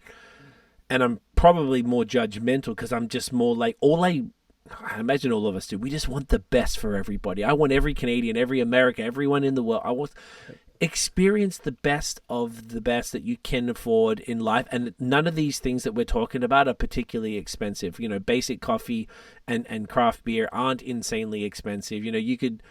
Wine is a different conversation. You can roll the dice on, $5 can of beer, but you're going to roll the dice on a $50 bottle of wine? Like, maybe not. Yeah. It's a very different, and it's something that's like a basic pleasure of mouth, pleasure of life. And it's silly, but I think it's impactful. And I just want it for more people. So I get annoyed because I've been through the process, but it's good to hear you guys be like, hey man, this is why. I'm like, okay, yeah, right, you're right. I need to remember that I'm like, oh fuck, okay, there's some social conditioning in hand here that we're fighting against, and that's really what it is. And then we're talking about all these price points, this minutia of this short can's worth $3.75, that's too much, and this fucking crazy, blah, blah, blah. I'm like, oh my god, man, there. like I don't know, I get it. It's a very complex situation, and I think the only way for us to get to the bottom of it is to crack a barrel-aged Eisbock. It's the only way I can think of getting to the bottom of it. There you go. You like that, Nate? You like that? You know what? You know what? That was your best transition of the night. I was really trying on that one. I was really trying hard. That was solid gold right there. Thank you so much, man. I appreciate it because I was ranting. I'm a little bit lit at this point. And speaking of lit, you know why that one was good is because you didn't try too hard. Oh, that's probably true. It was just like it just worked out well. I feel like the rant lords, the rant gods, bless me. It just rolled off the tongue. It was perfect. It really did. So, speaking of getting lit, this is an 11.5% barrel-aged Eisbock called Reclaim, also from the anniversary drops. We were talking off air. I don't even know the last time I've had an Eisbock, or if I've ever had an Eisbock. Have you had? You mentioned you had the Kitchissippi. Right? Yes. So I was talking about this off air before. I think the only Eisbock I've ever had before was from Kitchissippi, because they do one every 5 years. as like a really special one-off release. What's with the It's the 5 years only thing? it. I'm not sure what's specific about about every 5 years. I don't remember off the top of my head, but that's the frequency with which they do it, and it's like a super special release, like a swing top wax tipped bottle. Oh, wow. Yeah, like really kind of special thing. So I was really keen when I saw that Fine Balance was doing one of these for for their anniversary release. Hell yeah. I feel like just box in general. Whoa, box in general is something I don't really get in my face as much as I probably should. So Get a better glass. I'm excited to learn about this. Actually, to be honest, I googled to see what the proper glassware is for an Eisbock, and it said a stemmed, kind of like a champagne glass. So I got my Hill Farmstead glass out for this one. And I There you go. I tried to get There something you nice go. and I only busted out for the fancy beers, Nathaniel. And if there's no fancier beer than Andrew's Eisbock, god damn it, that's what I'm doing it for. It is a fancy beer. It is a fancy. I feel fancy, Andrew. Yeah. See, and I want everyone else to feel fancy too, bro. That's what I'm saying. That's all I'm It's good to saying, feel man. fancy once in a while. Just feel fucking fancy. Fuck your Tim Hortons. Put it down. Get a fancy beer. Jesus Christ, stop it. Preach. Just fucking have fun. Jesus Christ. Well, could like fucking. It could be World War III at this point. So. Smells like alcohol. Oh yeah, Sure does. It smells like alcohol. Yeah. That's good. Yeah. So this is a beer that we had in bourbon barrels for like 2 years. 2 years. Good Yeah, Lord. a long time. Well, boys, cheers, Andrew. Once again, congrats. 3 years. Great, thanks. Amazing. You're a fucking champion. I appreciate everything you're doing. We both do. This has been fun. Mate, get that in Cheers. you. Ooh, that's It's fun. pretty alcoholic, yeah. Yeah, So- that's a boozy bastard right there. It kind of tastes like a Belgian, kind of like a quad or something. Like a quad, yeah. Yeah. Quad what's the more than quad? Quintuple. Quintuple? Quint would be 5, yeah. A quint. Oh yeah, Belgian quint. Sextuple would be 6. Yeah. Yeah. So it's a Belgian sex. Is that what you're telling me? It's pretty high, yeah. So yeah, we had this in barrels for like almost 2 years, and to be honest, it was a Baltic porter Okay. in barrels, and the barrel aging it was okay, but it wasn't that great, Okay. and so we tried to reclaim it. Hence, reclaim. Mm. Yes, and we thought, how could we reclaim this beer? And we thought we could make an Eisbock. So that's what we did. We had a Okay. couple big barrels, and we reclaimed it. Yeah, Okay. and What? so it's quite high ABV, I think. Yeah, it sure is. Yeah. Tons of dark fruits on the nose, which is fast. It's very hence the quad comparisons, I think. Yeah, very much like a fruitcake kind of thing. Yeah. Yeah, so the process of making the Eisbock, you're going to get like concentrated sugars, basically. So it's going to become sweeter and more concentrated and more alcoholic. So I think the starting beer ABV was something like 7.8%. I think, Okay. like porter, and then we finished around 12. Okay. Yeah, it's pretty hectic, but this works Yeah. well. So, yeah, it's a not very common style, but it's a pretty nice, like, late night sipper. Yeah. Oh yeah, this is that warm weather. And it'll open up as it warms up a bit. It's probably Yeah, it one would. that could have been left out for the last sort of hour or two. Probably should have. Actually, I feel like the cooler here it's kept it kind of cold, but not crazy Yeah. cold, so it's not so bad. I didn't realize you guys had coolers these days. That's like very pro moves. Yeah, it's my mother-in-law gave us this one that's got like, we bought one. I got this little plant here is on a cooler, but it was kind of shit. And then she gave us this other one, and it's got like a much tighter lid. And I found that like it keeps stuff cold for hours.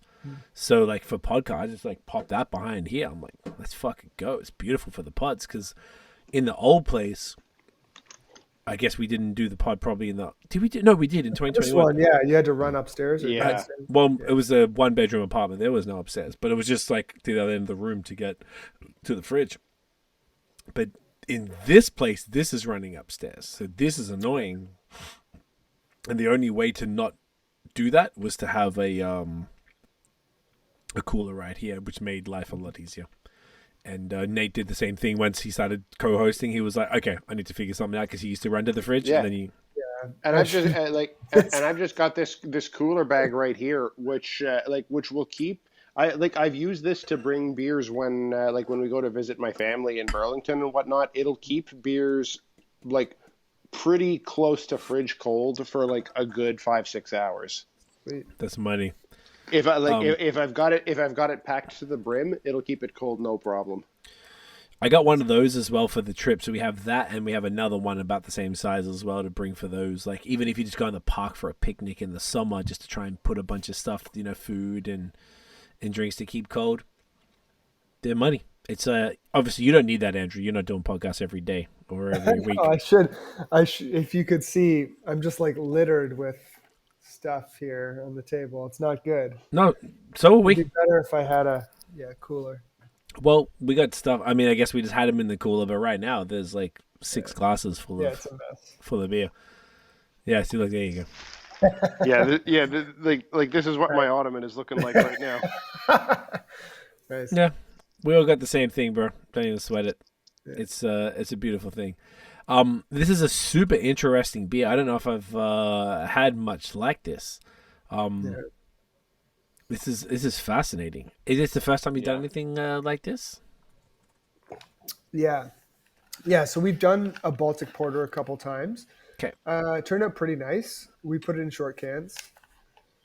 This particular one, as I said, it was aged in barrels, so we tried to make an Eisbock out of it and basically accidentally left it outside for a couple days when it was really cold and used a drill and drilled with some ice and extracted the insides. Hell yeah. And so this was what was on the inside. And so EIS, ice as in ICE? Ice? Is that like kind of like the... Yeah, it's like so this is something that they would have, I mean, I don't know a lot about the style. Talking about Untapped again. Someone said, "Oh, it's really good, but the barrel age is not worth it," or something. Okay. Or it shouldn't have been barrel aged, but the only way we can make this beer was barrel aging it because we could put the barrels outside. Gotcha. Yeah, I don't think so. Eisbock, I think traditionally it would have been a darker ale, that would have been distilled. Okay. Traditionally. So they would have frozen the beer, and then as you freeze it, all the sugar kind of goes to the inside, the liquid goes to the inside, just like if you freeze anything, the outside freezes first. And then you extract the liquid from the middle. Gotcha. And I think historically it probably would have been a dark beer, that they would have made. Someone might have made, say, a few hundred years ago. Mm-hmm. So I don't know if there's a specific type of beer that is an Eisbock, but rather it's more of a method of making beer. Okay. Although someone might correct me on that. I'm sure there'd be some Bock nerds. I feel like Bocks are a very specific style that people seem to... The Eisbock is like specifically ice. Right. And that's the general, like the German translation? Yeah, the freezing of the beer. So interesting. That's like the so okay, that makes sense. I mean, I guess it's perfect for this time of year when, even though today was 15 degrees, I don't know what it was where you guys are at, but 12 or 13, it was beautiful today. We had a nice fucking walk. It was wicked.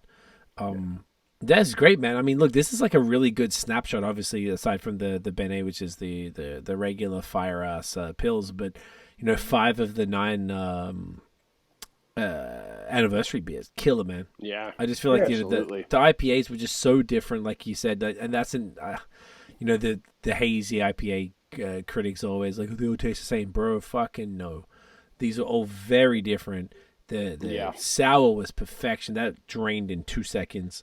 Yeah, sour went down easy for sure. Yeah, it's great, man. And obviously you've got some other bigger beers, the stout and the saison there for the barrel aged stuff, and a couple other sours. But this is like such a fantastic snapshot of what you're doing. Well done, because I feel like 9 beers for your 3rd anniversary. That is so ballsy. That's bold, yeah. So bold. I love it. I love to see that shit. Yeah, it's like I said, it's fun. Like it's a time where we can celebrate and do big things. Yeah, it helps if we have a couple. So like a couple barrel age releases helps. The saison was bottle conditioned, so that helps. But that's dope. Yeah, it feels like you got to go while the getting's good. Oh, I love to see that attitude. Yeah, man. Yeah. Anniversary is the funnest time to do these kind of like wild, a bit more like things where you can sort of stretch the creativity out a little bit, and people will come through and they're gonna want everything because anniversary. Like the Eisbock. Like you're not going to do an Eisbock ever again. Maybe at some point in the future, but anniversary is a good time to try and get it ready. Absolutely. Definitely. Yeah. No, it's perfect, and you guys obviously doing the stouts. I've had a bunch of the stouts you guys have done. The teeter-totter was always a fire one, the 9%, and then the different adjuncts. The one you did with Durand with the coffee was fired. I know this was another coffee one that you had. It's great. Obviously, it's really a question of what can't you do at this point. Like you're doing all these different styles that are just A1. Yeah. You got the Hefeweizens and the Weizens you were talking about as well, and all these different styles. Like you've basically covered the vast majority of the spectrum of beers for any palate, really, at any point in time in beer, which is phenomenal. We're trying. It's hard. I mean, some of the stouts in particular are something that we're trying to get better at for sure. Like we're going to do another big pastry stout. We did one collab with Third Moon this year. Came out maybe in January, February. It was pretty good. What was that? What was that again? Remind me. It's called Speciation. That was. It was a very thick pastry, like a decadent pastry stout. That was thick. Yeah, dulce de leche and. That was disgusting. Banana. I love that shit. It was pretty big. Yeah, that was beautiful beer. What a great beer that was. But yeah, so we're trying to figure out how to do more of that, like. Smaller batch stout releases, I think. I like that, man. I feel like that's like a whole other. It's interesting because even talking about the market, there's so many segments. Like there's like the stout crowd, a whole other beast compared to all the different things. We were talking about the LCBO crowd, which is one thing, and we're talking about the Hayes crowd, and then like maybe the older locals crowd who are just like, why is it 50 cents more than blah, blah, blah? But then you got the fucking stout guys who don't give a shit. They'll just fucking get anything. Like, Oh, yeah. It's, I think that's dope. And that stout crowd, like, I don't know, maybe Nate knows, but like Quebec compared to Ontario. Quebec is so far advanced on those stouts. like the stout and barley wine crowd, like in Quebec are like those are the diehards right there. Yeah. Oh yeah, I got a guy I trade with regularly. One dude specifically, and Nate, I'm talking about. Shout out Fred. Oh yeah. This guy, I've probably spent about $1,000 through Durand, through me, and he's got like from the double barrel barley wines from both Barncat and Third Moon.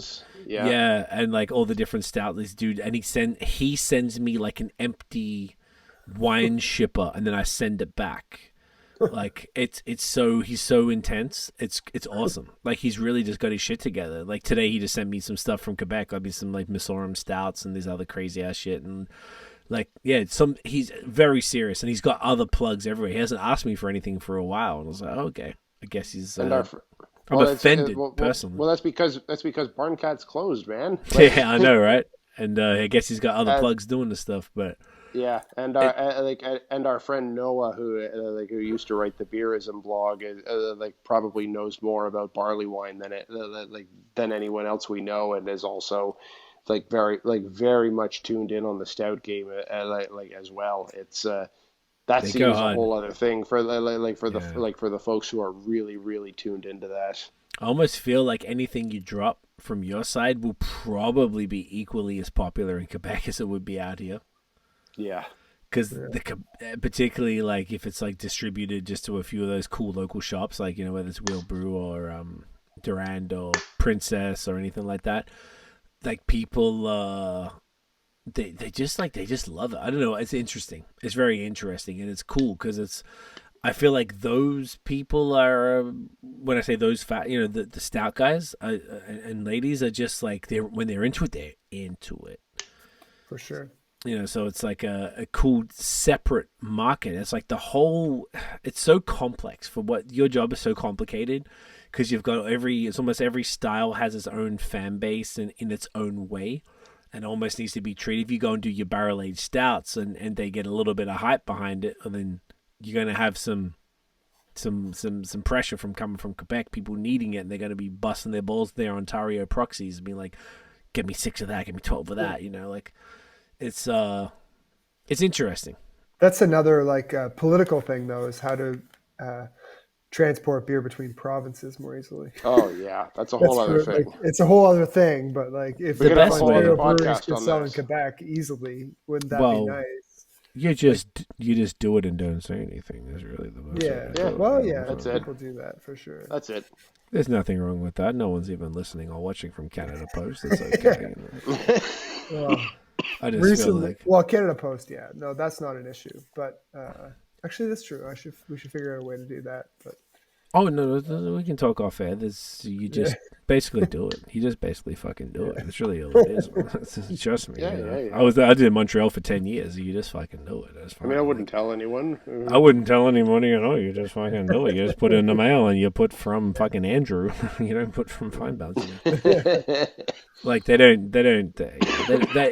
That's another thing that I really wish that like it's very disappointing, I guess, to see what you were saying, to hear what you're saying earlier about the different rules for the bottle shops. And in context, I really feel like if COVID didn't teach people a lesson, then nothing will. Like removing all barriers to business. If you're not letting people like alcohol. Anyone participating in alcohol has by far the most, aside from cannabis, I guess, have the most restrictions. And it's ludicrous. It's absolutely insane. And there's no reason that somebody in Vancouver shouldn't be able to order 24 beers from Fine Balance and get that shipped perfectly legally across the country and be able to figure out the tax implications. Like it just... I have a business. If I have a client in Vancouver, they charge me whatever the fuck their provincial tax is, and I charge them. I go, oh, you're in Vancouver? Well, my program on QuickBooks says I have to charge you this. Boom, done, over. I don't even think about it. Like, it should be that simple. If I'm in Ontario, it's 13. If I'm in Quebec, it's 14.975. Like, end of story. I just don't understand why they have it. Like, they're technically... Actually, I did hear this. You might even know this. I heard that it is technically legal to ship Canada-wide, but each province would have to have a tax agreement with each other province. So, like, if they don't have that set up, then it can't be done. So that means it's the federal government making it difficult for the provinces to do what they got to do. So then the only thing that can get shipped is non-alcoholic beer. So you can go and order non-alcoholic beer from PEI, like Libra's my favorite stuff. So we order from there. Like, it's just silly to me, and it's at this point it's arbitrary, and businesses are hurting. And I don't know. I don't really think there's much of a discussion. There really shouldn't be. It'd just be like, how do we make things easier for people to make as much money as possible to get by and to get our economy thriving, as opposed to full of inflation. And we're in a recession now. Yeah. Because of this. It's insane. Anyway, big step. I know it's getting a bit late. Yes. But I would say there's one other thing that kind of relates to that I want to talk about, which is if the future of craft beer revolves more around unique products, like breweries making more one-offs, more like innovative products, innovative releases, collaborative releases, whatever. We need to make it easier to get those beers in as many people's hands as possible. Facts. Yes. And so obviously, like, if you have a new product to send out, that's different than having like the same product, like you're sending out 12 of the same product all over and over again. And I don't know how it relates, but I'm just thinking about the previous podcast you guys had with the guy from Texas whose brewery closed. and he was kind of criticizing Barncat, I think, a little bit about them not knowing, like, oh, you're going to do a new beer, but you don't understand what the market is yet, and that kind of stuff. And that is our market. Like, that is our plan right now, is to do new stuff, because we believe that people want new things, like new beers, and and the breweries that are successful, I think, in Ontario recently are the ones that are innovative and thinking outside the box and coming up with crazy IPAs and fruited sours and pastry stouts and whatever that haven't been done before, that are experimental. But if it's hard for them to sell them, it's going to be hard for them to succeed. Yeah. So whether it's like a bottle shop model or whether it's shipping interprovincially, I don't think it's our fault for not like knowing what the success is going to be from doing a new product. Like, we're understanding that is our success, is by doing new things. Right. Like, if we were doing it the old ways, we would fail. So Good point. yeah. Yeah. Anyways. No, I love that. I think you're right, and I think that's a pretty solid way to bring this bad boy home. I think so. Dude, this has been awesome. I really feel like we got into some really fantastic topics that are genuinely valuable, did. and I would love to hear any comments or any thoughts from anybody who have anything to say on any of this stuff, like just to get some additional perspectives. Leave some comments on the episode, whether it's on social, on the posts, or on the YouTube, or shoot us a DM and we can talk about it more. And I appreciate your openness, Andrew, man. Like, just being so down to talk about all the realities of where we're at, and this is becoming more and more of a common thing that comes up, and I feel like this is what everybody's thinking about, and I feel like the very least we can do is be open and honest with our guests, and I appreciate that, because it does take some guts to do that, and to be able to be this vulnerable is like, all right, this is where we're at, and everyone feels the same way, but not everybody maybe wants to express that. So thank you so much for just being so, I think it's really valuable what you just put out there tonight. So thank you, brother. I appreciate you. It's really fun to be here. It's a nice Friday night for me. And we shouldn't wait 2 more years to do that. We should do this at least every year, at the very least. And I'm very interested in doing that other thing with Jeff, if we want to have maybe a bit of a nice little, like, throwing, I was going to say debate. It's not really going to be a debate. It's just going to be just it's just an industry riff. An industry riff, exactly. Discussion about, hey, the benefits of this, not benefits of this. LCBO versus not, OCB versus not, etc. I think that could be really fun. So we could pitch that to Jeff. But thank you again for showcasing these anniversary beers. Happy anniversary for 3 years. Very cool achievement. Once again, you started in COVID, coming through on the other side, figuring out the keg versus can thing and how to, really make this business thrive, and really working with the community on some real shit, having thoughtful approaches to the community, and it's very valued, bro. Like, we really do. Obviously, through Link Up, we've let you know that, and I see what you're doing over and above anything like that. So, big fans. Nate and I are huge, and Tiff as well, huge fans of everything you're doing. You're just a great dude. Big fan of the brewery. You're a fucking champion. Thank you so much for everything you do. Thanks, guys. Yeah, you guys are great too, and thanks for pushing things forward in the industry. Hey, man, it's good to have these conversations and have a platform for like-minded people.